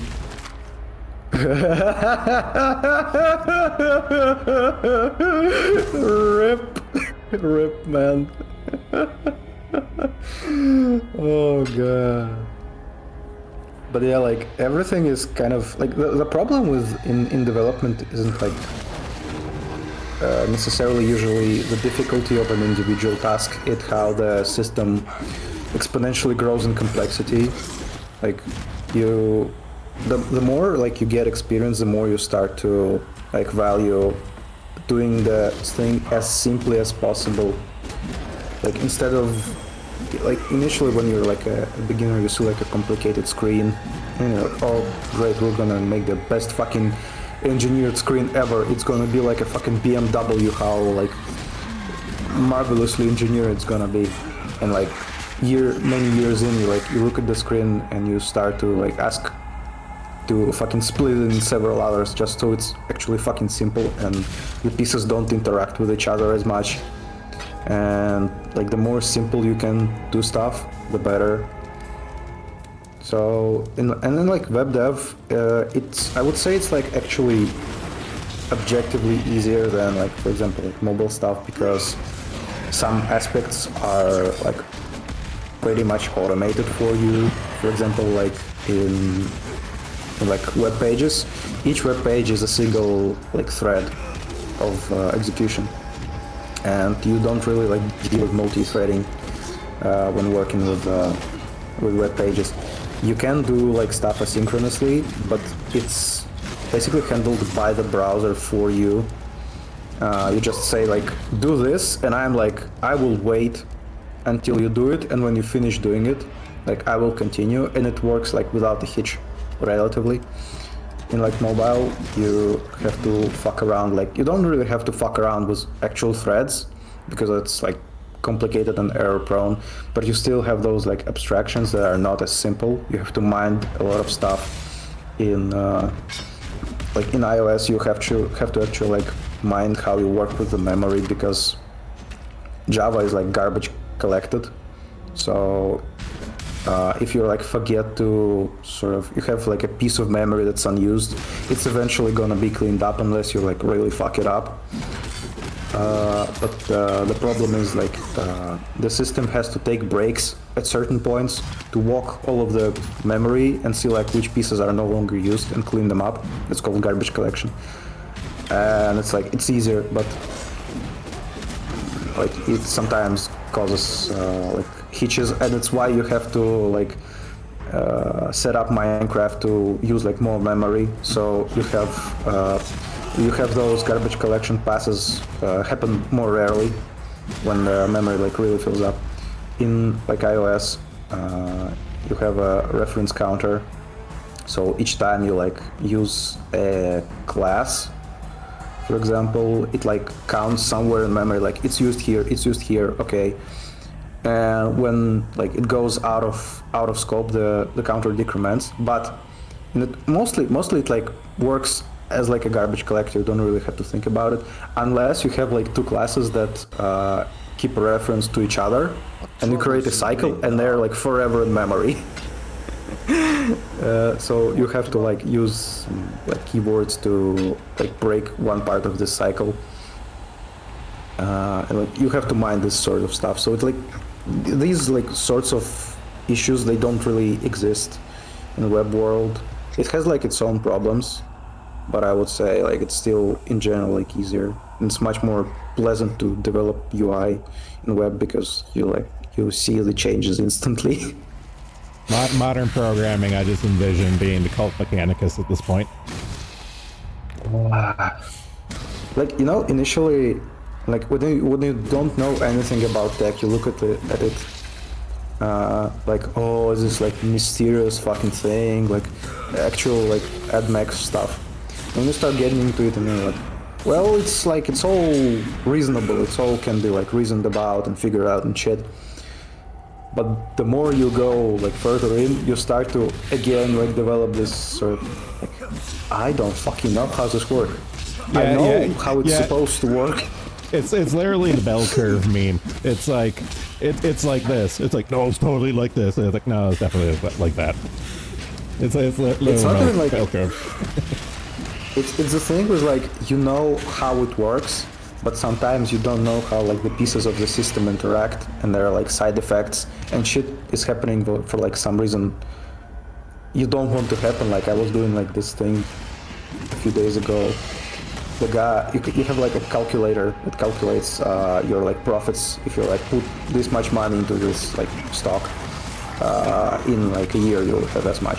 And so like if I input an invalid value, like less than or more than like restriction, it hides the column with the prices. And the motherfucker who did this like 2 years ago, he for some reason, like he was probably like bad at doing layout stuff, he was forcing like a redraw of the whole screen. And when I rearranged stuff, because I had to this same like part of the code, like single fucking line, for some unknown to me reason, it like broke one of the sections in the screen, and it fucking, for some reason it made the screen think it's like a model screen. So when you tap like the cross to hide the screen, it doesn't work, because the screen thinks it's a model view, but it's actually like presented in stack and it's calling the wrong function and nothing happens because it's not the right thing, and I have no fucking idea why. Like I don't know. I spent 4 hours trying to debug this. Like, I'm sitting there like, going over the diff again and again and again. I'm like, what the fuck happened? I didn't touch anything, and some epiphany like came to me. I commented out it like, holy fucking shit, what a motherfucker. Like, I changed it to only force relay out on that like column with expected profit, and like everything started working. But this is the thing I'm talking about. Like, you don't expect shit to behave. Like, Just memorize SICP and I'm sure it will work out. I remember like starting to read SICP in uni, but since this wasn't like, what was it, the language? Like, it wasn't really applicable, so I'm like, I don't know, like There I'm is not gonna a use it JavaScript anyway. edition. Yeah, and I was not gonna read the JavaScript edition. Yeah, because that came out in 2022. So. Actually, I think it came out earlier. Nah, the JavaScript came out in 2022. SICP is from 84. Yeah, I know. It's like maybe I'm confusing it. Didn't it have a Python version as well? Because like Python was pretty close to the language they used in ICP initially.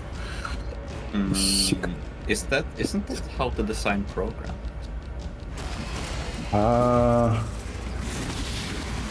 Maybe. Or essentials of programming languages? What did they use in SICP? They use some sort of Lisp. I don't remember which. Scheme, yes. They use Scheme. The wizard.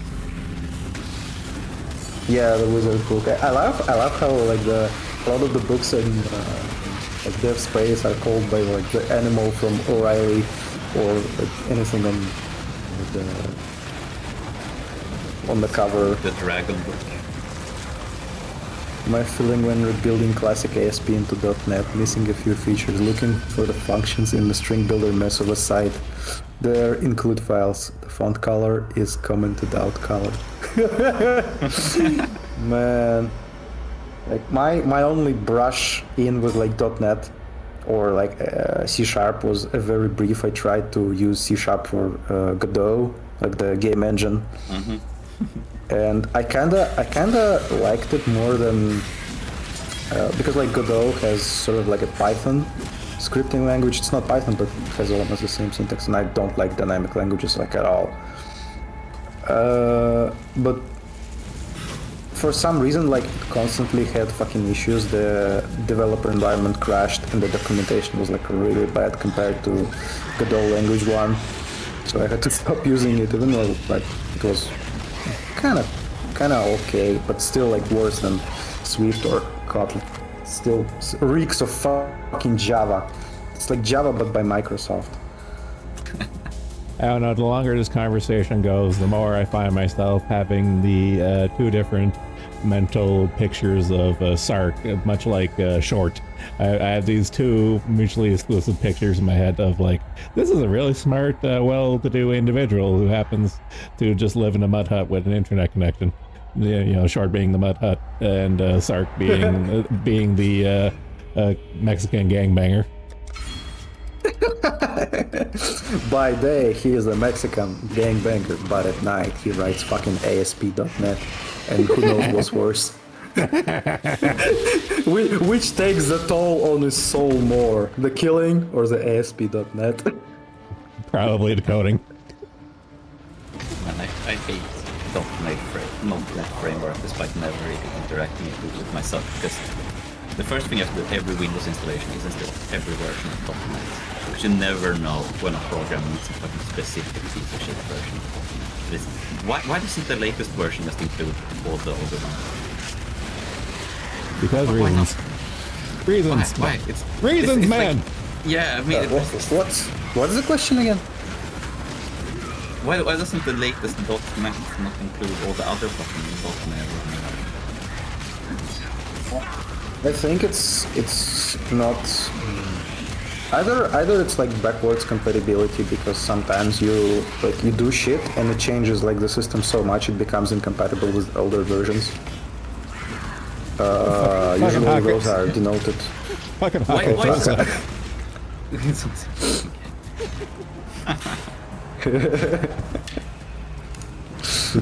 You heard the bat signal.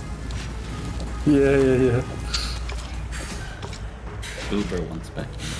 Yeah, we have another C# developer incoming. Oh yeah, he's a... Is everyone in this fucking server a fucking programmer but me? I'm not. No, Yeah. Florian is not. I don't think Faithless is either. No idea what that Or Hawk, actually. Actually, you know what? A lot of people. Okay. Yeah, it's well, like- it just seems like programmer talk right now, and I'm like, okay, is there anyone who isn't?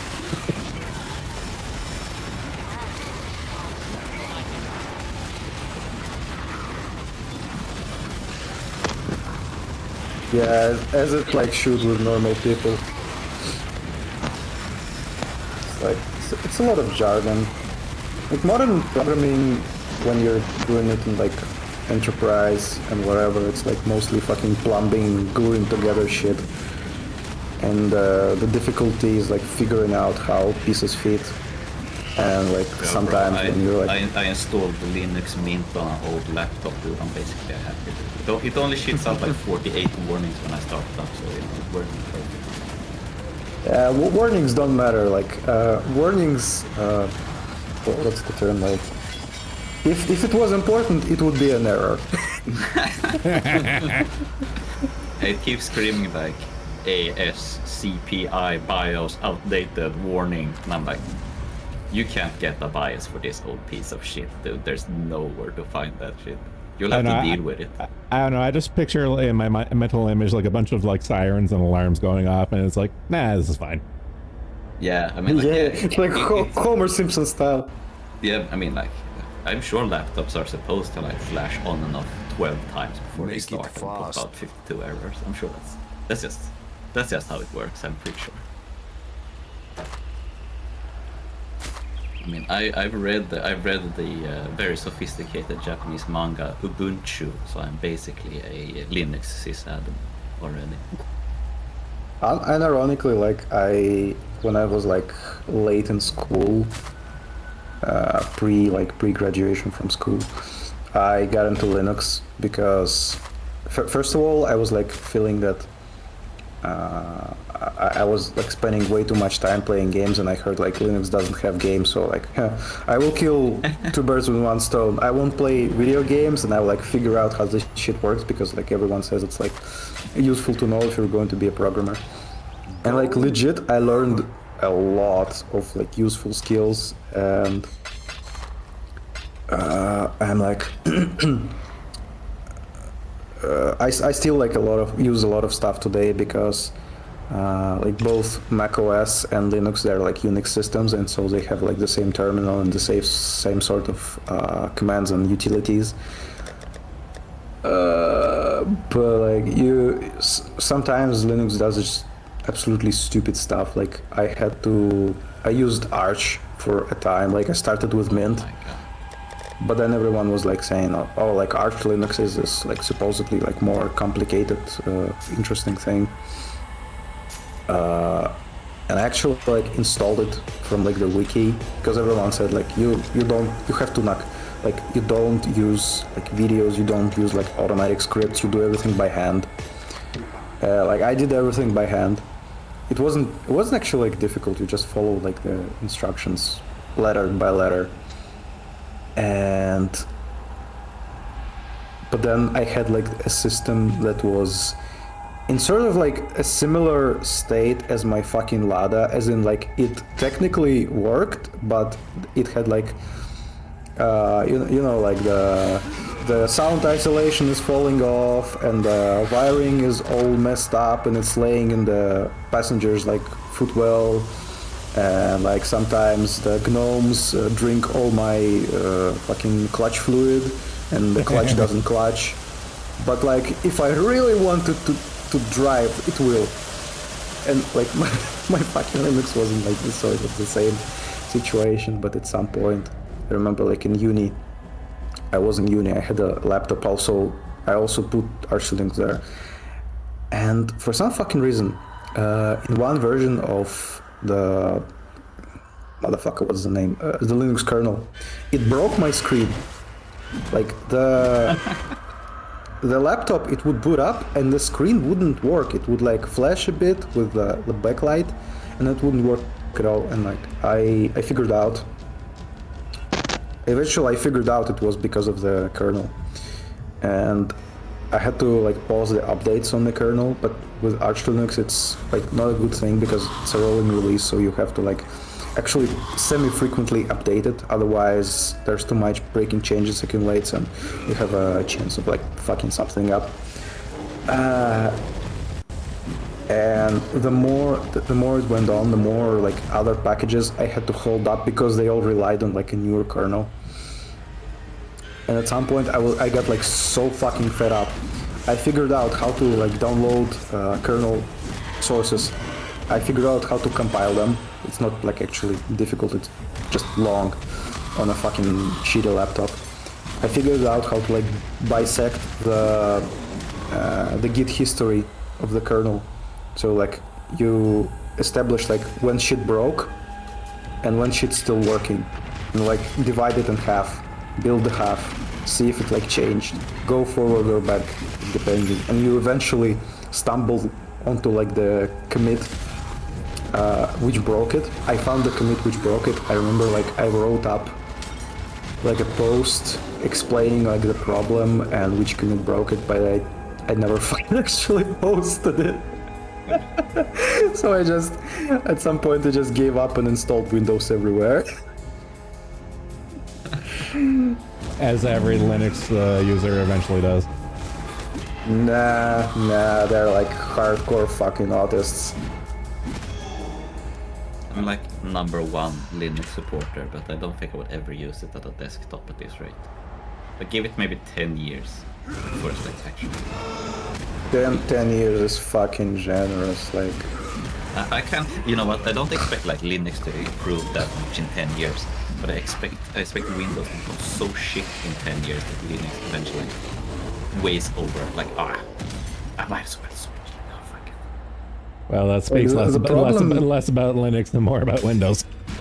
Yeah, kinda. Honestly, yeah. The problem with Linux is like, unironically, is a stupid toxic community that treats... It's almost the same issues like with Apple, who and Apple fanboys, when you like tell them, dude, your fucking 120 hertz screen only goes up to like 80 hertz. 95% of the time you're like getting fucking scammed and false advertised. Like not exactly, but sort of. And they're like, oh, who cares? Oh, you're poor. Oh, blah, blah, and all that shit. Go back a little. Richer. Yeah. Yeah, but with like Linux people, it's you're telling them, look, dude, I installed a system and like something doesn't work, and like I'm trying to like enable, trying to use DaVinci Resolve, and it's like crashing or it's slow. Yeah. Like, oh, don't use this GPU. Oh, don't use like these drivers. Oh, whatever. And you try to explain to the dumb, stupid motherfucker that spent his waking hours just fucking around with his systems, like, nigger, I need to do work. I need to actually use a computer as a tool. I don't only like fillet it for computer fillation's sake. And like there's like a tech forum, a Swedish tech forum I follow, and there's like a what's stopping you from using Linux thread? And then there's like people talking about things that are stopping, and one dude comes in, it's like I actually don't find Linux very complicated if you compare to Windows, blah, blah, blah, blah. And then someone goes like, yeah, how long have you used Linux? And he's like, I've used it since 1994. And he's like, yeah, you spent 30 years using Linux. Could that possibly have something to do with it? And it's always like, yeah, especially like the DaVinci Resolve shit, because that's like video editing is bad in Linux, and audio is super bad in Linux and will never be fixed. And every time you say that, like, have you tried using this program that got deprecated in 2005? I think that would work. Have you tried adding these dependencies that have been orphaned since 1995? Could it be that the problem lies between the monitor and the keyboard? Could it be? Could it be? Like, no. The problem is that Linux doesn't work for some things. Like, you can try to fix them instead. Yeah, like the sound, now they have issues with the fucking graphical interfaces because they're moving from X11 to Wayland. And it's this like weird gray area now when some stuff works, some doesn't. No idea when like some stuff starts to work and if it actually even will. And the reason like Rust debacle. What happened with Rust? It's like you know, like, oh, they got like Linus Torvalds on board to like rewrite a bunch of stuff in Rust for Linux, and like all the like one of the maintainers of like the Rust ship already quit. Why? He gave like, I don't know, it was like this like, I don't know if he got angry about something, because it was a really passive aggressive one. It's like, I'm quitting for reasons unrelated to programming. Don't ask. This is like, okay, dude, cool. This is like the situation where like both parties are probably to blame because Rust Foundation is like unbelievably fucking paused. Like it's fucking unreal. And at the same time, Linus is a fucking asshole. He's like a very stubborn, very like opinionated fucking asshole. So it's like it's water and oil.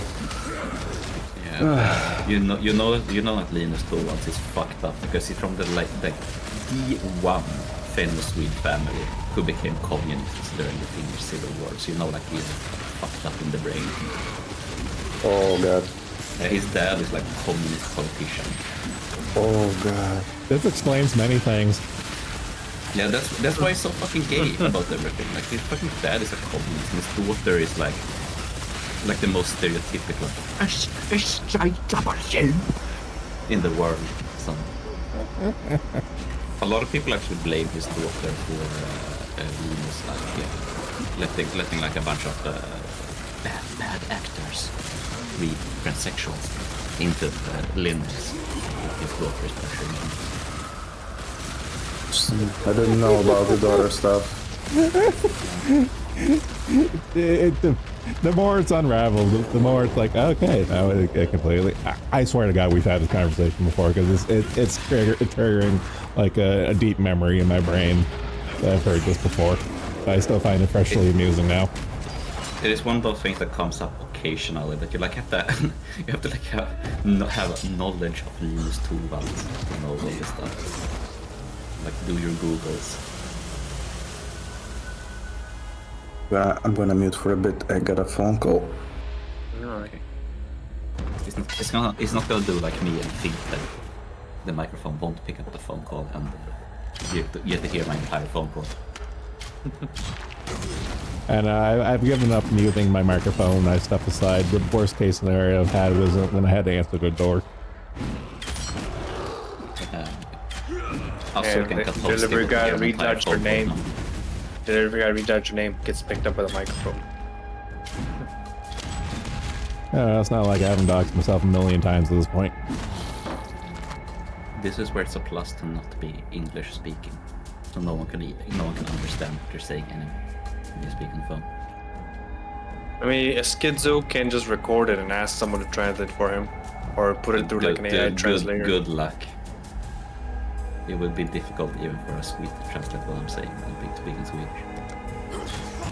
And if we ever get like a face dox or like a dox of you, it'll just be like a clip from the Muppets with the Swedish chef. You'll be like, oh my god, how could I have been so blind? Swedish chef doesn't look very Swedish. So you're not going to deny the bork? I don't get the bork thing. I think the Swedish doesn't sound. I know, I've actually heard Swedish before and I never got the joke either. I think like the Swedish chef sounds more like Dutch. Maybe that's the underlying joke we don't get. It's just like LOL European. Am I right? Yeah, because like Dutch actually does have like those like weird work sounds. Like Dutch is fucked up to listen to because I can basically read Dutch perfectly because it looks like Danish. Like if you read Dutch, it looks exactly like Danish, but when you speak it, it's fucking incomprehensible. I know. I remember watching. I forget what the stream was, but I remember watching an old whiskey stream, and she slipped into Dutch for a bit and stuff. I'm like, oh my god, it's that. Yeah, it is completely incomprehensible. But the only Dutch you need to know is calling things kankerpoop, because that's like cancer poop. That is like the biggest. That's like the most common insult. That's like saying "fuck you." You call something kankerpoop. I was going to ask if it was literally what I first thought it was, and it exactly was. It is a really strange insult, but I don't know why the Dutch love it so much. Just go kankerpoop to everything. Make it fast. Oh god. Yeah, I wasn't going like a step away because I'm too lazy to fucking stand up from my chair. Return if you must. And also I was like listening in the other headphone. Procrastinators of the world unite tomorrow. It is a new day. They pass to the sea. Greetings. The spirit. There's great. You say the Canker. Lord. I'm What does sure canker some- mean? I missed that. Cancer. Oh. Keep your wits about you. I dreamed this. It's like the isn't cancer crayfish in English usually? Cancer is crab, if I remember right. Yeah. Cancer wasn't cancer like a lobster or whatever, crayfish. It must be a lobster or crayfish, right? Well, I'm just thinking cancer in terms of the zodiac animal. Yeah, that's it. Why do you make it a crab in English when it's a crayfish in every other language? I don't fucking know. Because in Swedish, like an older word for cancer was kräfta, and that is crayfish because it looks the like cancer sores looks like a crayfish. Okay, actually, I googled like cancer in parentheses genus is the genus of marine crabs in the family Cancridae. I can't read Latin. Cancridae. It includes 8 extant species and 3 extinct species, including familiar crabs of the littoral zone, such as European edible crab, Cancer pagurus, the Jonah crab, Cancer borealis, and the red rock crab, Cancer productus. Where's the rock lobster? Rock lobster. Rock lobster. Rock Lobster is a strong American group, the B-52s. Some have dared hope for a better life.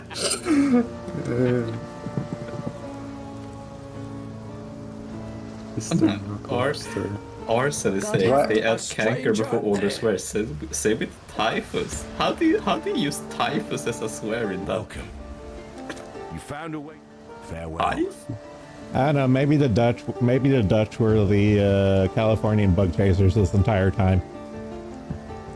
It all makes sense now. How the fuck do you use Still typhus alive, poop? are we? Let's go. Typhus poop. Typhus poop.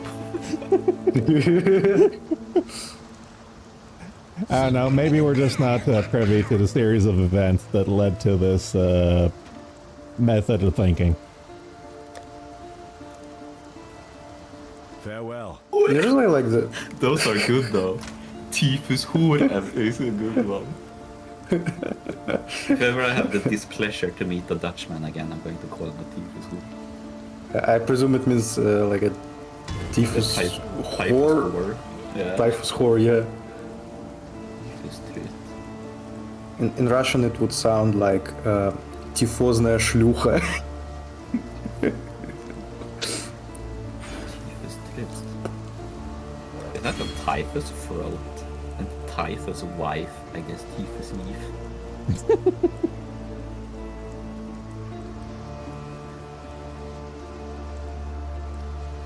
I'm just picturing all this here, but with the mental image of the Warhammer 40k character Typhus. I'm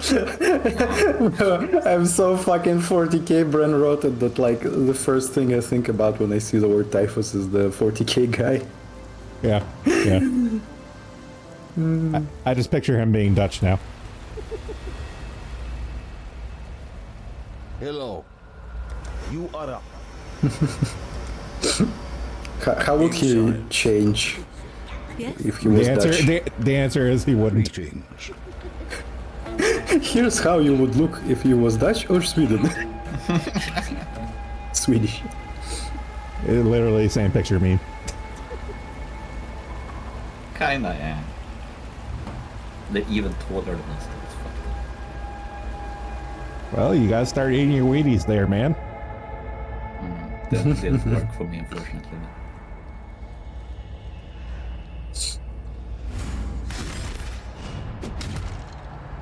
And maybe the Viking genes skip a generation. Your kids are gonna be great. Nah, we're both short. We've always been short.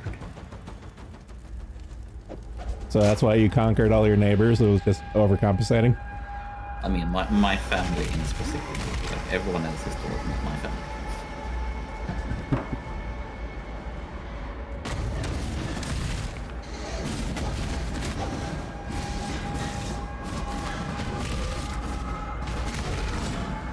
And I'm just picturing your mother giving you the talk when you were a kid. It's like, now, honey, you're not gonna be tall like your friends and stuff. That's a good thing. Why? Because like you would live longer or something. Yeah, something along those lines. My sister is 154 centimeters tall, so I'm pretty glad that I like at least became 170. Yeah, having was a genetic lottery in that regard. Yeah, having a taller sister would probably be a blow to the ego that would not be recoverable. Yeah, I had an aunt who was like legitimately a lollipop. She got mistaken for being underage when she was 14. She was that young. I still fucking get asked for ID when I buy booze in like shops I don't frequent, when the cashier doesn't like remember me. Especially if I'm shaven. Yeah, they technically have to card everyone, so it's not that charming. It's like when you buy fucking energy drinks, because energy drinks have a 50, you have to be 15 to buy energy drinks. So that's always fun when the grocery store and like card, and like, yeah, I'm double that. I don't know, when my mom worked at the liquor store, she had, there was like a big mandate at the time for carding people and stuff, and she would like have to card like grandmas and grandpas. It's like, alright, that's the rules. As retarded as it was. What if you find like the one grandpa who's like 13? Have a perfect disguise.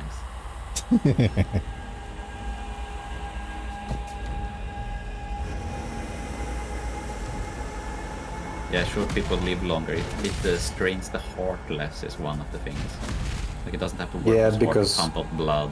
Because it doesn't have to go as far. Yeah, like that's one of the things that will kill me for having Marfan syndrome is like it makes you bigger and taller and stuff, and you know puts more effort, work on your heart, and that's what gets you. But that goes for anything. That goes for anything. Like you know, my go-to example is that a bodybuilder is just as unhealthy as a fat fuck. It's for the same reason as that your heart is just putting that much more work for all that biomass. I wonder, is that like the secret message of the Grinch? Like he's going to die earlier because his heart grew 3 sizes. I think that was a joke since day one. What did... Oh God, I forgot who wrote all those stories. Dr. Seuss? Dr. Seuss? Yeah, like, what did Dr. Seuss mean by this? Dr. Skibbity. No, Dr. Seuss literally wrote about Hitler, so let's not think about it too much. We have like a good saying. We have a good saying about like sports. I don't know like how to translate the word in like in English properly, but we have a word fisicultura, which is like shortened of like physical culture, which is like recreational, health-oriented like sort of sport, just basic physical activity. And we have a saying like physical culture heals, the sport cripples. Because like if you do sports like professionally, pretty much any sort of sports, it puts like such a strain on your body that you are like cutting your life short. But if you're just like physically active, you are actually getting healthy. Well, yeah, like it's like being physically active and stuff, but then going above like boxing and American football are like the go-to things. With like, yeah, you're fucking done. It's kind of hilarious, like all the fucking like baseballers who are like doing coke and steroids in the same dose and like smacking balls like 8 kilometers out of the stadium, and they all hit 87. And then like everyone who participates in like Negro collision are like shaking bricks at 35. Negro collision. This is basketball? No, I'm just American football. Oh. Yeah. I'm going to refer to that as exclusively from now on. That's fucking hilarious. It's literally what it is.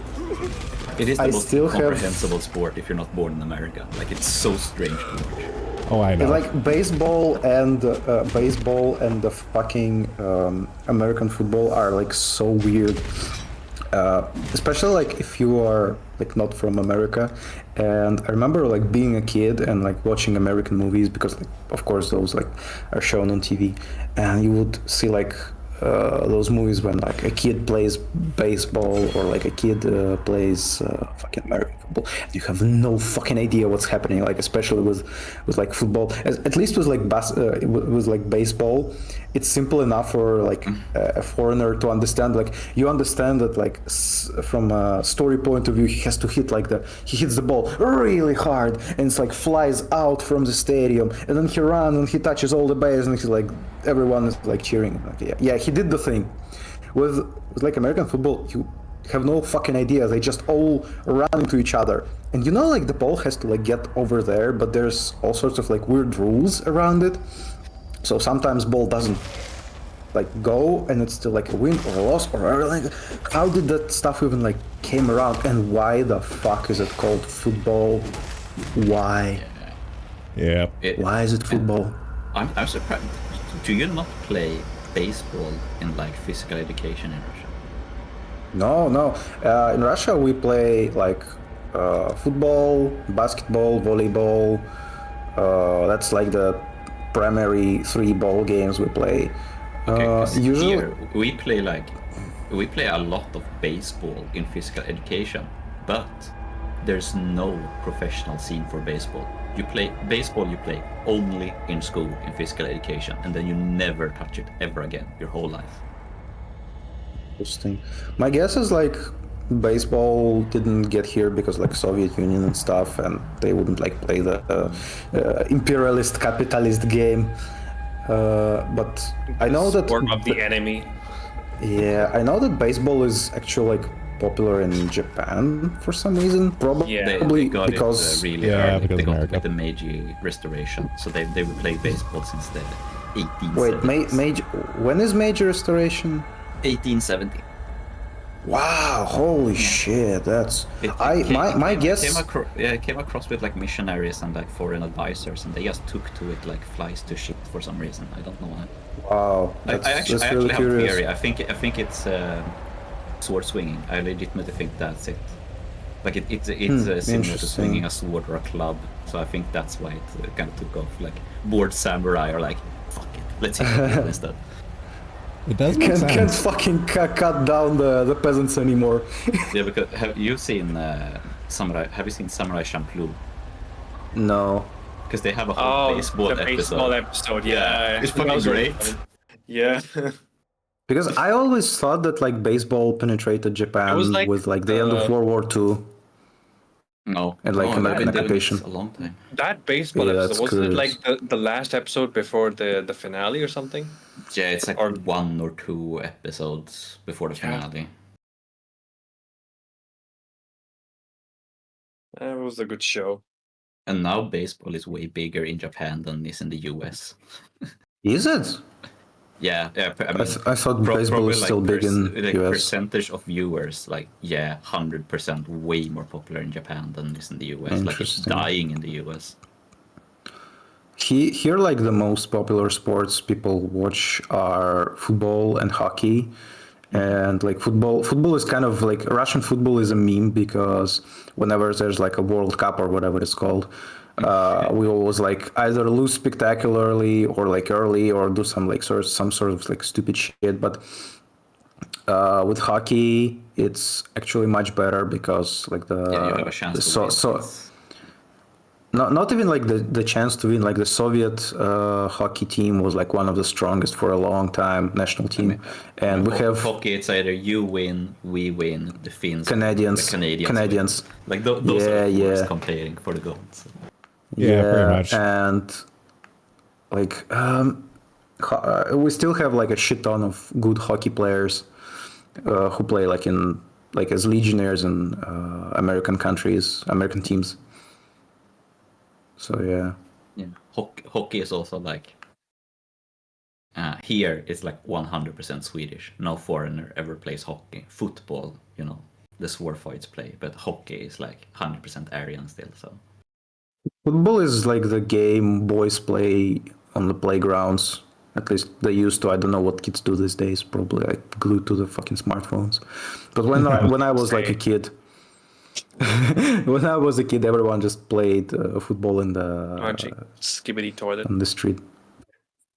I guess it doesn't like exclude. In the school, I remember generally we used to like play football whenever it was summer. So we had our PE classes were outside, and inside we generally like played volleyball. Probably volleyball is like my favorite out of all of these sports because I just don't have the stamina for football or especially like basketball. we just played we played so little volleyball, which kind of sucked because it's way more fun than playing fucking badminton or something. Badminton is the worst. We actually like played a shit ton of volleyball in university. We still had like kind of mandatory, but you could like skip them with some loopholes. But we had like PE classes in uni, and we usually had like the first 45 minutes we would like do physical activity and shit, and then the coach would just let us play volleyball however much, and like it was actually like pretty enjoyable. I was still like shit, but it was like fun because you don't have to like run around as much, so like physical like stamina and breath isn't as much of a factor, but you still like get to run around and do like team shit and throw the ball, and it's like cool.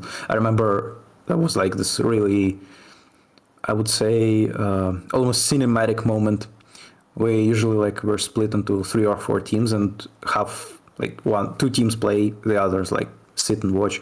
And I remember the point was basically like scored already, and the guy like flinged the ball really fucking high, and it fell like almost directly down. And the dude realized like there's no like saving it, so early was, and he just kicked the ball like really hard, and the ball basically made this like right angle and flew directly into the crotch of the guy in front of him. Like doubled over. It was so funny. Like it made a direct, like a right angle. Like the amount of time someone took like the ball to the face, especially like we were like fucking nerds. We had like a few guys in our like groups who were like physically like active and shit, and someone even like played other sports. But sometimes you would because like the PE classes, they would usually combine different groups from like different faculties, and sometimes you would get like teams of those like really like buff, strong, physically active guys, and it was like being fucking Sheldon Donbass, because the dude like hits the ball with such strength, with such thunderous like clap, you feel like it's artillery incoming, And if it hits you, it is like fucking artillery. Like I took the ball a couple of times, like to the face. It's not pretty. Like it hurts a lot, but it's funny as fuck, even when you're the one who got hit. When I was in the home Good- guard, good we fucking would like times. we would play like sports sometimes, like when we had to be at like a base for some reason because it was like training or whatever, and we play sports to relax. And we play land hockey. And then one time, the fucking like the coastal, what fuck would be translation, like the Marines were competing against us. It was the most pathetic thing ever. Like it was like me, I was the only one under 45 years old on my team. And then the fucking like Marines came and they were all like fucking Arnold Schwarzenegger clones, all of them. It was like the most brutal. And they're all like, they're well known for being like crazy. So they did not hold back at all. Like they're like tackled pensioners, like flying everywhere. And I'm like, I'm like fucking, yeah, I was like 65 kilos soaking wet. And some big motherfucker is like 2 meters, 40 centimeters, and weighs like 200 kilos of pure muscle. Just fucking tackles me, and I fly Fucking out of the Space Marine. fucking ring. Yeah, essentially. It was fucking insane. Oh man, that's really fucking wild when that happens. Yeah, well, it was fun though. But, I don't know. I'm just picturing Rambo First Blood, and it's just like the big killing scene, and like little baby Porian right there. It's like, what the fuck? You don't just turn it off.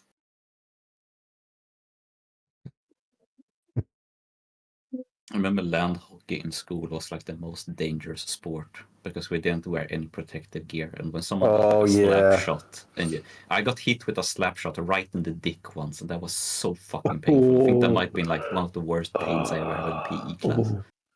I was so lucky it didn't hit the balls, it just hit the dick head. But like, dude, it hurt to pee for a good while after that. And also remember, like, land hockey caused like a really bad injury once, not due to the land hockey itself, but like we won over the opposite team, and one dude on the opposite team had like big anger problems, and he got so fucking pissed because we were like in a regular like PE hall. So there were people doing other sports around, and like a basketball bounces into our court, and he gets so fucking pissed off. So he kicks the basketball, and it hits like a retarded girl right in the head, and she like flies into one of those like you can climbable walls. She flies right into it, and we have to like call a fucking ambulance. Oh Jesus! And I mean, Right. he also kicked a fucking basketball into her head. Like that's not soft. He was a big guy. Yeah, it's a fucking basketball. Those are heavy and hard. Yeah, I also remember fucking like we had like every Tuesday there was like, oh, you can select what you want to do. So all the like me and all the other cool like goth kids, we would like just like do a walk. We just walk somewhere because that's the easiest one, and you can smoke at the same time.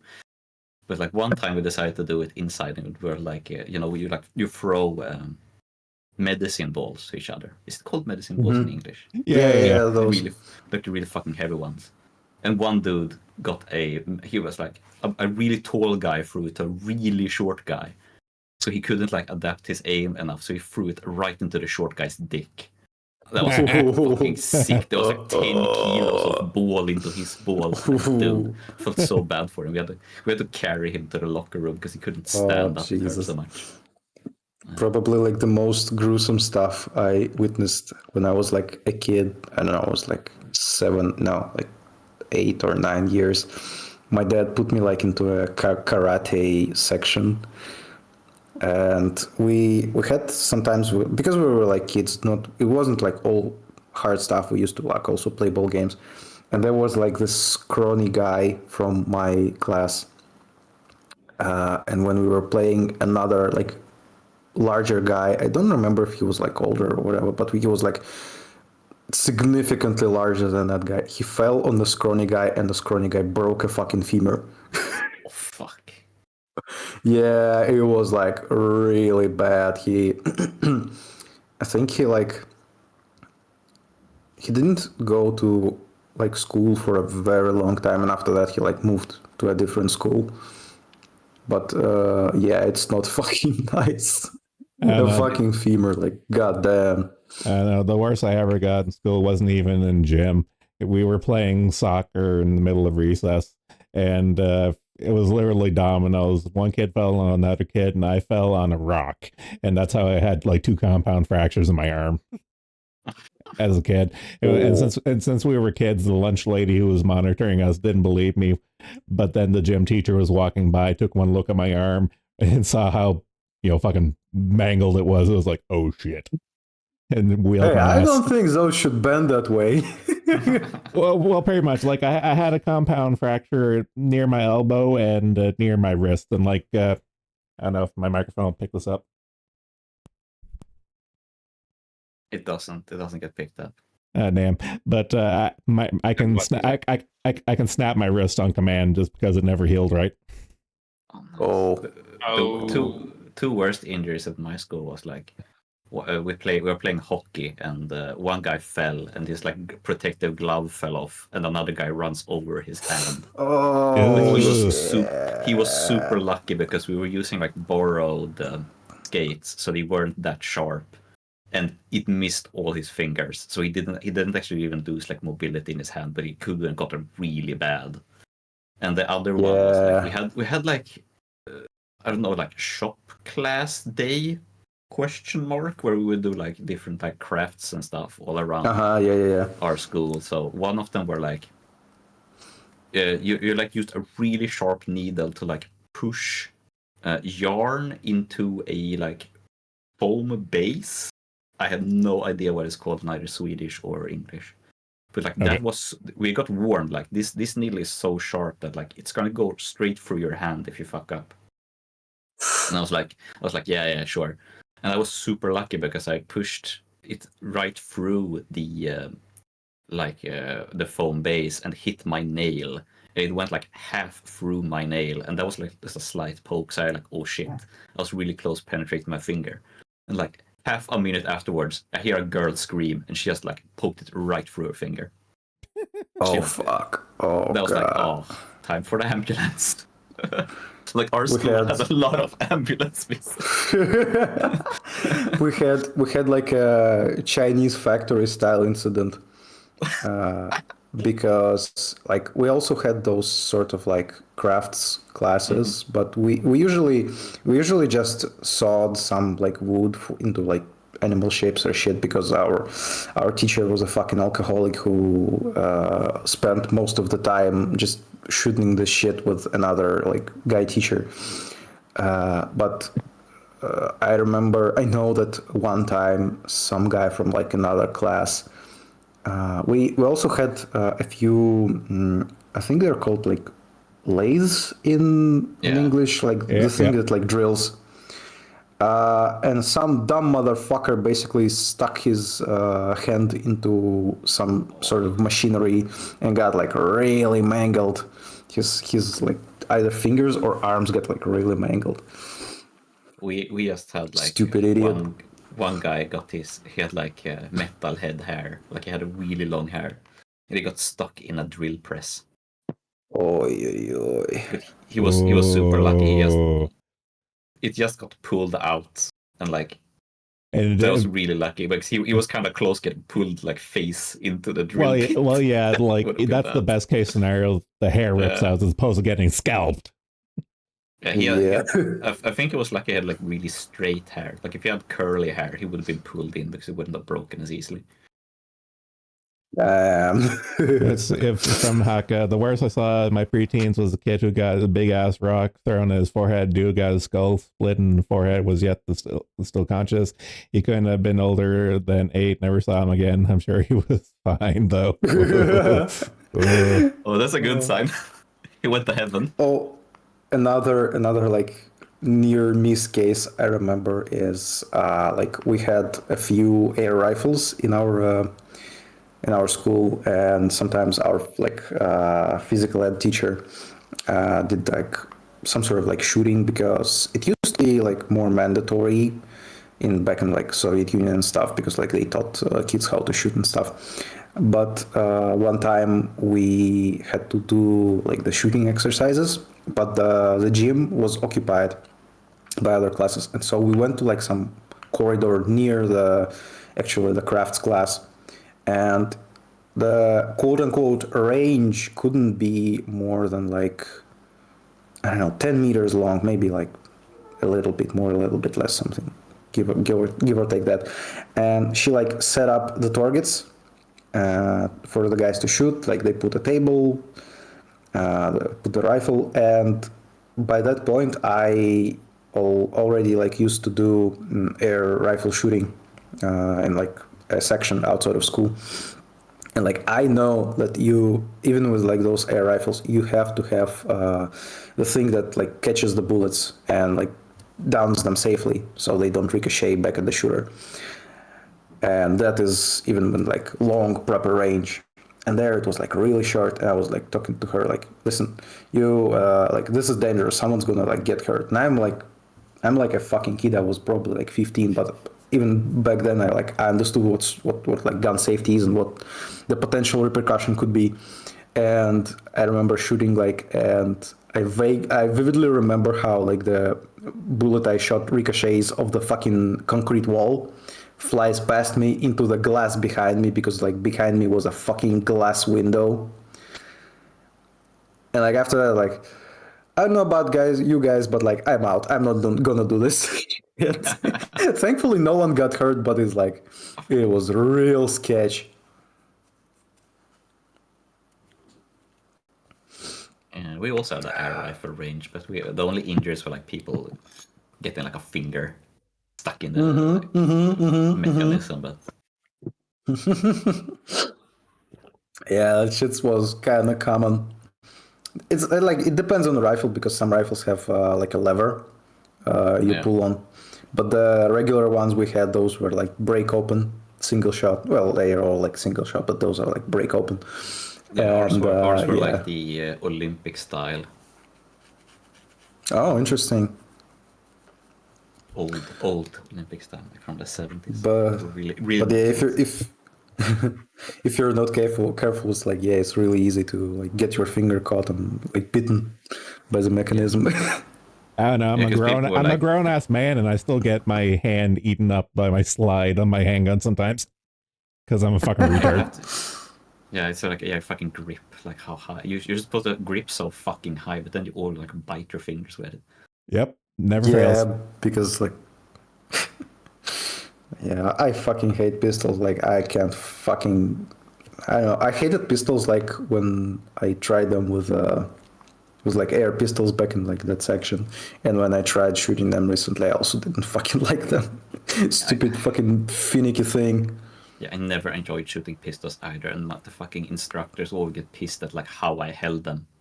Like, no, you have to hold like this. You have to hold like this. I'm like, oh, I'm also left-handed, so I have to hold like a fucking idiot because my brain is wrong. Right. Like, just let me hold wrong. As long as you're also like built different incorrectly. Because I hold like really weird. Like I like use my right arm. I have like the elbow into my stomach as like a support. So I hold like really strangely when I fire pistols.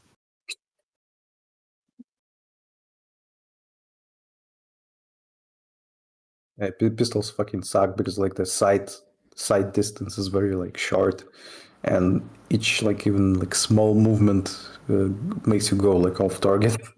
Well, I understand. You have to like really, really get drilled into you to not twitch the pistol when you shoot, because like the. Well, I understand academically the concept. If you can learn how to shoot a handgun, you can shoot anything, because that's like learning on hard mode and stuff. But it's like, can I start on easy mode? Can I shoot like a long gun 22, please? Yeah, rifles are like much nicer, and especially if it's like a Benelli shotgun with a good fucking sight that's easy and nice to use. It's like much nicer.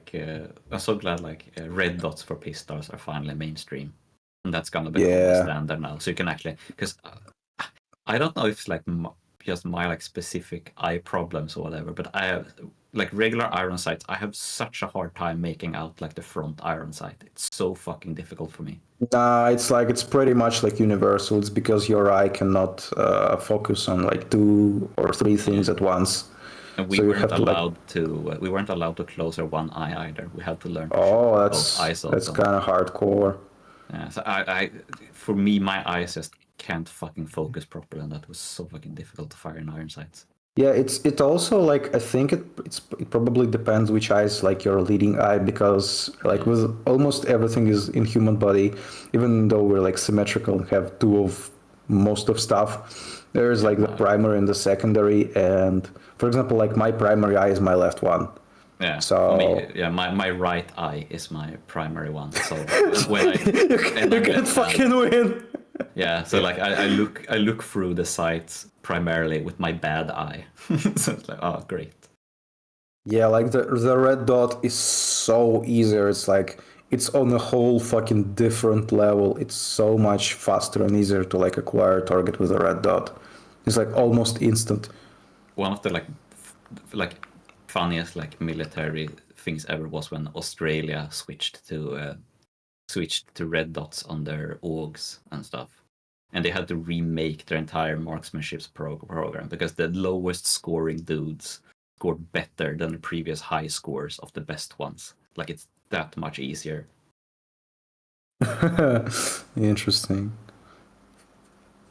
Yeah, like eyes are also like individual. I think I already told the story, but like I shot with like an SVD with a PSO scope, and you can't adjust the distance at which the reticle is situated. So I tried like so fucking hard, but I couldn't focus my eye on the reticle. So I basically like mentally divided like the scope in 2 parts, and like I shot by like basically guessing what the middle is. Because this stupid thing cannot fucking adjust. Wasn't that the one where your instructor said like you should, it's like some people see it, some people don't. Yeah. Some people see it, some people don't, but like it's Fucking, fucking shit. Scope. Like what the fuck? Like but like it's I can practically like envision how it happens, like, or how it happened in the army, or probably like how it happens still, because like when they have to pick a guy to lug around the SVD, they basically give the SVD to everyone and like see which people can actually focus their vision on the reticle, and out of those they would pick the one who would like shoot the best. And so it's like it's something close to like the hat from Harry Potter. You put on the hat and the hat says like AK-47. My friend was SVD. Yeah, my friend was like an actual soldier. He was like the worst in his group at actually like hitting targets. They just went like, yeah, well you're tall and strong, so you get the machine gun instead. Here you go. And they sold that issue. Oh yeah. Yeah, I remember seeing like footage of Americans in like bumfuck whatever, trying to like suppress either it was like the Iraqis or the Taliban. I can't remember. It looks, every desert looks the same. Every like this sort of stuff looks the same. But since it was taken on the GoPro, it's probably something like more recent. But yeah, like it's so like fucking weird because you don't even like see at what he's firing. He's just firing and firing and firing, and he's like yelling for guys to like give him more ammo. Someone like lugs him a short, what's the name is called, like belt of ammo. He goes through it, goes looking for like more, finally finds a fucking box. I also remember seeing footage from like Ukrainian war. I don't actually like remember who it was. I think it was like the Russian position. I don't know. I don't fucking remember. But like, it looks like so fucking striking because we're used to like seeing war in like television and movies, and it's like all of those like tactical movements and shit. But like when I was looking at it, it's you sit in a fucking dirt ditch. It's like winter or like early autumn or like early fucking spring. So like everything is fucking dirt with like patches of snow, and you sit in a fucking ditch. It has kind of like wooden floor out of like crooked boards and stuff. All sorts of like garbage is strewn around. Like you see like a bag of, not like a bag, a packet of like wet wipes for some reason. Like I don't know why like the wet wipes really like went into my memory, because like it's an object I'm really used to like seeing in like regular life, like, oh, a bag of wet wipes. And here you see like this dirty fucking half opened, like half used bag of wet wipes, all in like mud and shit, and like all others like stuff. You see it not as like this like idea of like a war position. You see it as a place like where people like live, and sometimes they like fire out of there. But it was like really weird because the guy was also like constantly scrounging for like ammo. He went through like 2 or 3 guns, and there was like another dude in the ditch with him, but the dude was like completely fucking shell shocked. He was like sitting there with his eyes like wide open, and the guy with the camera, he like yelled commands at him, like asking him for like ammo. Remember when he like brought him like the wrong thing? He was like, no, wrong thing, what that you see, like this, give me this. It was so like fucking hectic. Head up, guys. See ya. All right, later. Bye, Uber. See you. Yeah, it was like so fucking hectic and raw. It's Yeah, and yeah, I don't know how to and put it into words. Well, the reality sets in, and it's like, oh, the romantic notion's dead now. I get it. It's not even like it's not even like even romanticism necessarily. It's just how many nuances in real life there are, like the pieces of what's the word for it in English, like the day-to-day life, I guess, melding with combat in this like mud pit. It's like not glamorous at all. No. No, it's kind of frightening if you're on like a military exercise, because you're supposed to actually actually like play war. You're supposed to win and everything, and you kind of realize like how easily you can die in real life, because you can get shot and nobody saw where it came from, and you had no information on where it was. And you can also when I was on a military exercise once, we were like the recon squad, so we were just like 4 guys, and we are in a position, we're like checking for everything, we're noting everything down, and like a mechanized infantry advanced half a meter from us, and they could not see us at all. We could we could see like the pores on their skin. We were that close, and they had no idea we were there. Like in real life, we could have ambushed them and just like killed them, and they would never have known there was an enemy nearby. And just stuff like our position wasn't like well camouflaged at all. We were basically in a clearing that we cut down pines and like put up a wall of pines to hide that there was a clearing. And like these were like actual soldiers. We were like the home guard. Like they had no idea we were there. Like they were completely fooled. And that's with fucking fucking heat cameras, fucking drones. We had like a fucking scout plane fly over. Like nobody saw us, despite like all we had to do to be like invisible was put up 5 trees, and in real life we would just have murdered 10 people without them even knowing there was an enemy there. It's like kind of weird to experience. Yeah, it puts stuff like into perspective, so to speak. I remember something similar, seeing like a video from an airsoft range. The guy like set up this like sort of like a D&D game master screen, but like made out of mirrors. I think you can understand what I mean. Yeah. Like 3 mirrors on a swivel. And he set up this so it like reflected. It's like angled downwards, so it reflects the grass and roots and tree branches underneath the thing. He just laid behind it, And like the silliest thing about it is he laid behind it like a meter or like 1.5 meters from I guess stairs into a building.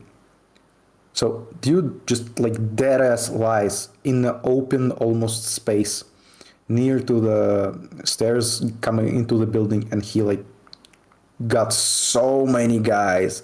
He like got the guys who were running like past him. He started shooting like to the distance from his that position. And like obviously with like airsoft, the drives are like much more silent than a gun, so you can get away with a lot more of like shooting. But still, it's like the camo is such a curious thing, because like I haven't like taken part in any of like real exercises, but my like closest experience is playing like Bill Sims, like Tarkov and Squad. And like how your eye just completely absolutely glances over seemingly like obvious stuff. We go like I know it's like a common thing when like watching animal videos, and the animal like lies almost like in the open, and the other animal doesn't see it, and it's like, oh, like I'm eating this acorn, and it was сожрали, he got eaten.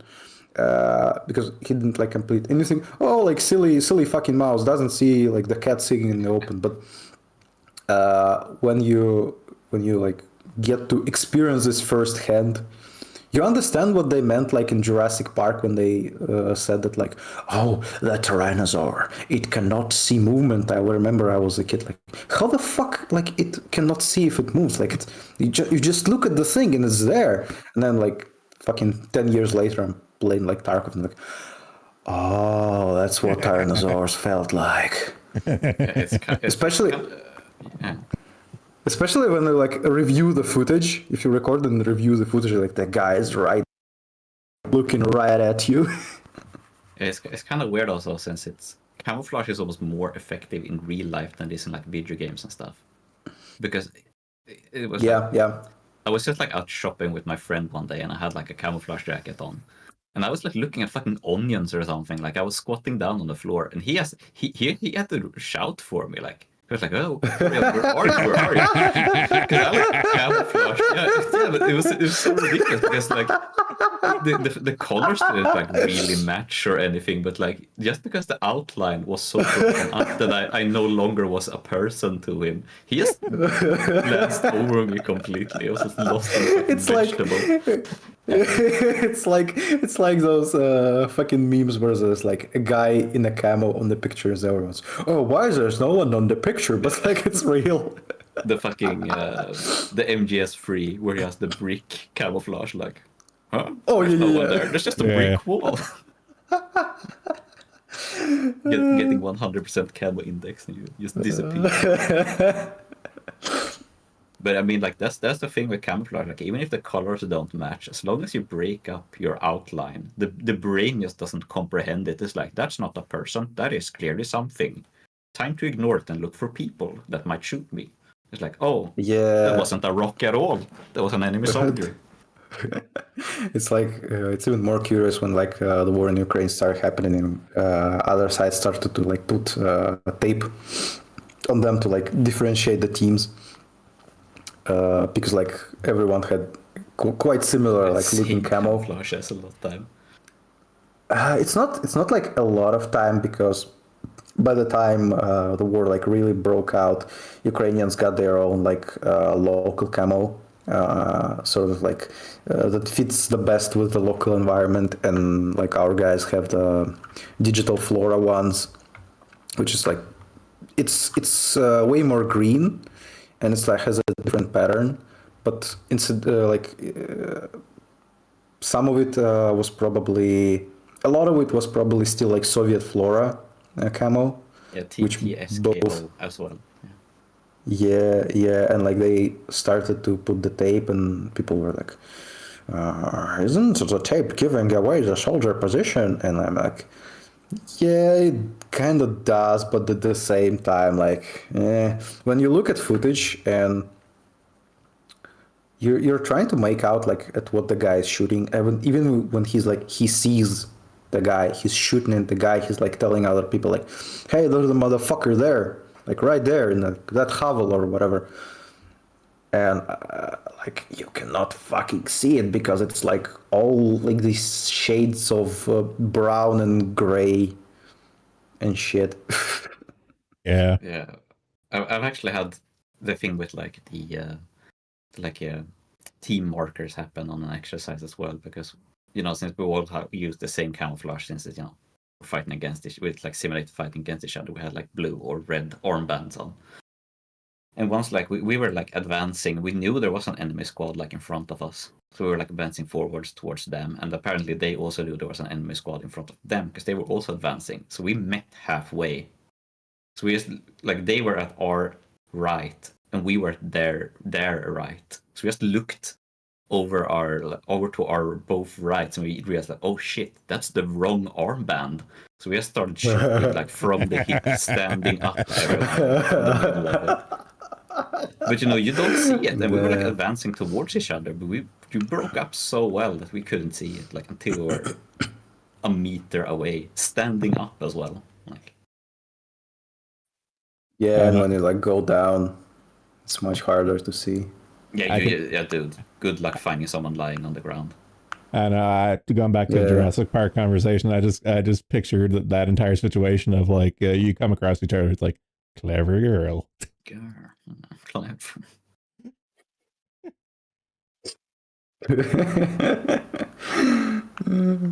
Like the reason why like it's easier to see people in video games sometimes is like because the grass disappears because of like LODs, and you just see like the model laying there in like the flat grass. Sometimes I have like an outline as well, like just a little bit of an outline so you can see something. Yeah, and also like the way stuff like the environment kind of gets pale when it's out and far about. I even remember like discussion, I think it was in like Project Reality forum or somewhere else, where a guy like gave proposals of how to like modify the way stuff is rendered so this effect is like minimized, so even if like you don't have the grass drawing, that the model still kind of like blend in with the ground and stuff.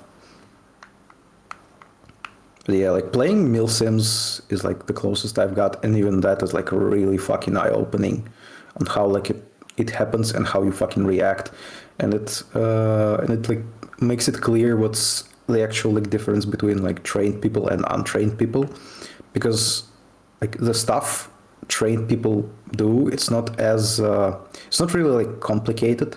It's all like simple stuff and like noticing shit and like acting, doing like stuff. But it's first of all it's like drilled, and second it's like you actually know that shit, so you can take advantage of the enemy like being unaware or fucking being like disorganized, because like trying to organize them in like two people in fucking comms and like give them commands and actually like fucking take stock of the situation around you, it's like when you're not practiced in that stuff, it's so hard. It's, I don't know, it's like playing StarCraft. Like I would say like the same amount of like multitasking and thinking at the same time is required. I know. Because you have like a shit ton of information. I think the better mentality would be thinking it's less that they're good and that they're in more that they're less retarded than they used to be. Yeah. That's kind of, that's what I've kind of been trying to get at. They're like less bad because they practice that stuff.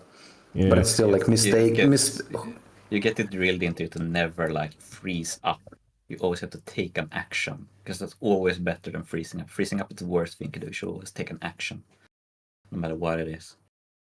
Yeah. You get spotted, or you spot someone, or you get spotted. You have to take an action, some kind of action.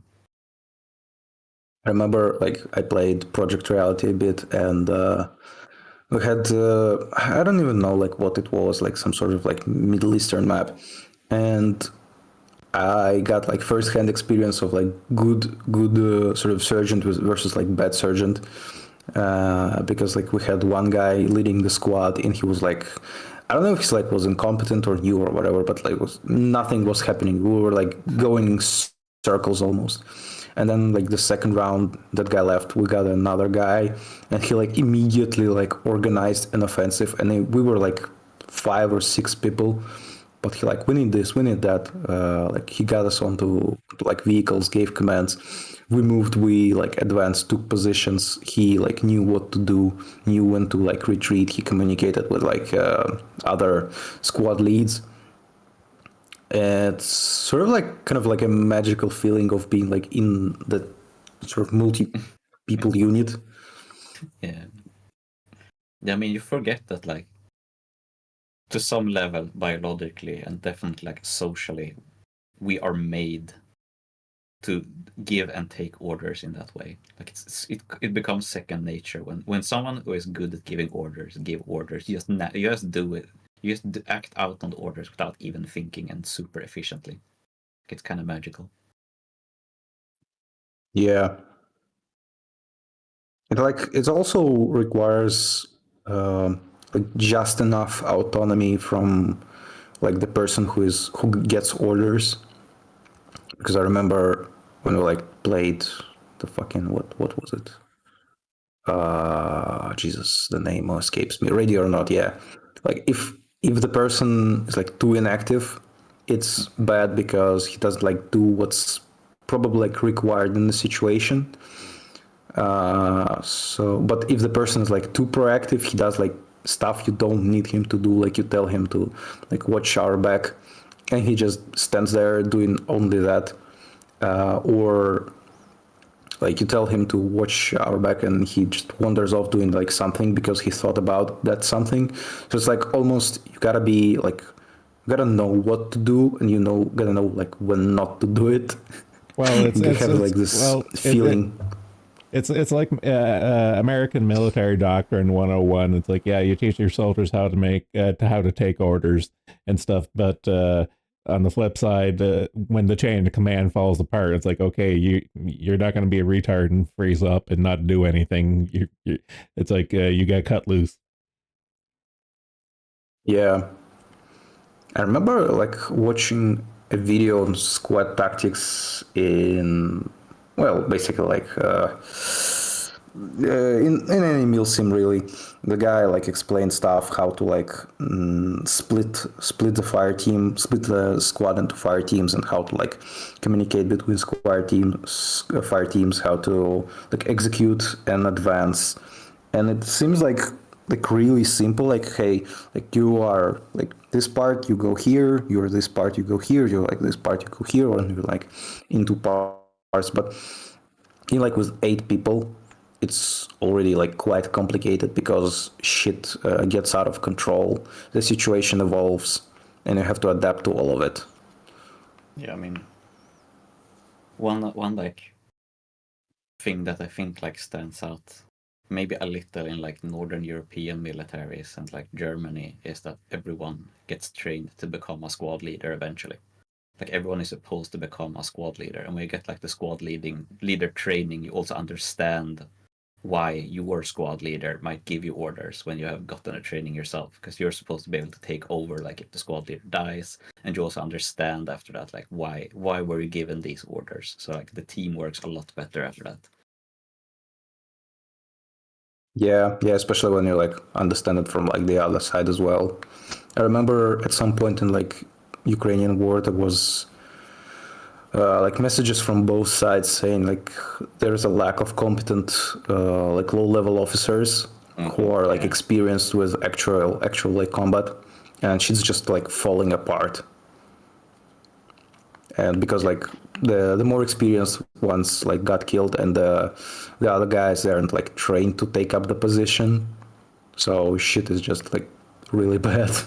You really need like competent NCOs, because like career officers do have a tendency to be in it for, yes, the career, and they can't do like low level command properly, and they have no respect from their fellow soldiers as well, since they got like promoted to the job without doing anything. So you need like the NCO level competency, and NCOs Yeah, need the to be whole ordered properly as well.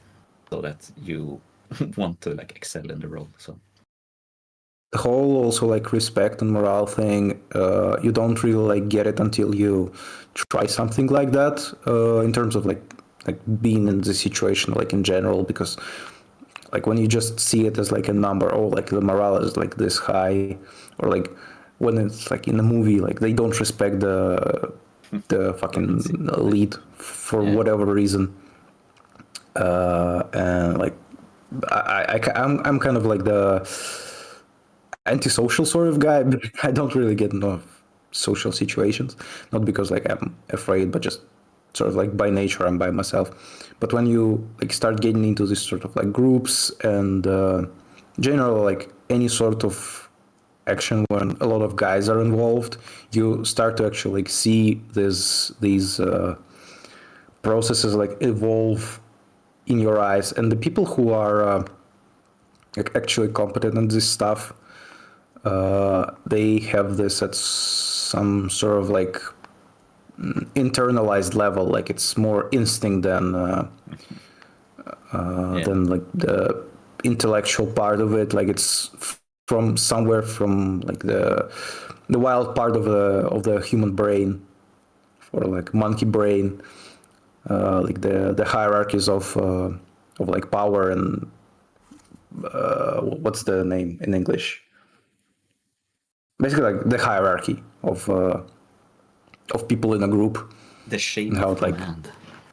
it's not even like the chain of command, it's like basically this like alpha beta whatever hierarchy that like evolves itself, and the guys who are like excel at it, they aren't like, you can teach that stuff, you have to like have this already like built into you, you gotta be born with it, like you are born a leader, like you can't, I think you can like really become a leader by like training, because you can have like all the theoretical knowledge in the world, but if you cannot like animalistically sort of like give authority and command others, it's not gonna work. Yeah, you know, some the probably the guys who like their great grandfather was probably like the mammoth hunting leader, you know, back in the Ice Age. They've inherited. Yeah, it's kind of like interesting how divorced from that we become in like our daily normal life, where You kind of notice it if you have like, I worked in like, uh, what's the name, like workshops or like machine shops before. There you can kind of, it is a lot more like the floor manager like is more of a like a leader in the, like the classical sense. But like when I worked like as a teacher as an office job and stuff, there is like a real problem that there is, everyone is like at the same level of authority, so no one can actually order anyone to do yeah, anything. Yeah. and like I'm not really like against women in the workplace, but I sort of feel like when women come into the equation, it like breaks this natural process of building and adjusting hierarchies and falling in line. Yeah, because Well, they have one that up over you, because like they can, you can get accused for stuff, and like you have to treat them with silk gloves, and like it does destroy everything. Yeah, like because the dynamics become women, they're different than like men and men. Yeah, I mean, like imagine have like a male colleague, and he breaks down and cries if you like yell a bit at him. Like that dude would quit, or like be made to quit, because would be fucking. You can't do that as a man, but a woman can like break down and cry, say, "Oh, I have to treat her with, I have to be nice to her, blah blah blah, even if she's incompetent." It's like, come on, dude. Yeah, like as Sark says, older women are probably the one who like actually survived in that environment and picked up Yeah. those like quote unquote manly skills of adjusting to those hierarchies. Though they can be really mean to other women. Like that's I used to work. I used to work in a place where like a lot of the employees were women in like their 50s and stuff.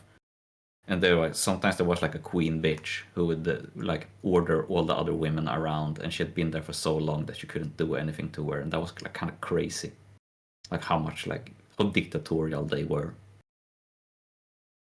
Yeah, like men and women in general have different mechanisms of interacting with each other and like solving conflicts.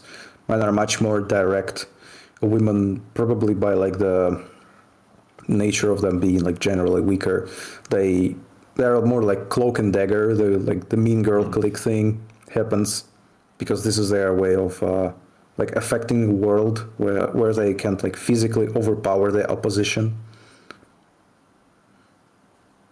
So like you know when you're like see like I remember like in schools those like female cooks that cooked for like kids and all, and Yeah, there were, those like ladies. three fucking huge women that lug around those like I don't know like how many liters like buckets of food, and they're like lugging them around, and those bitches are fucking tough.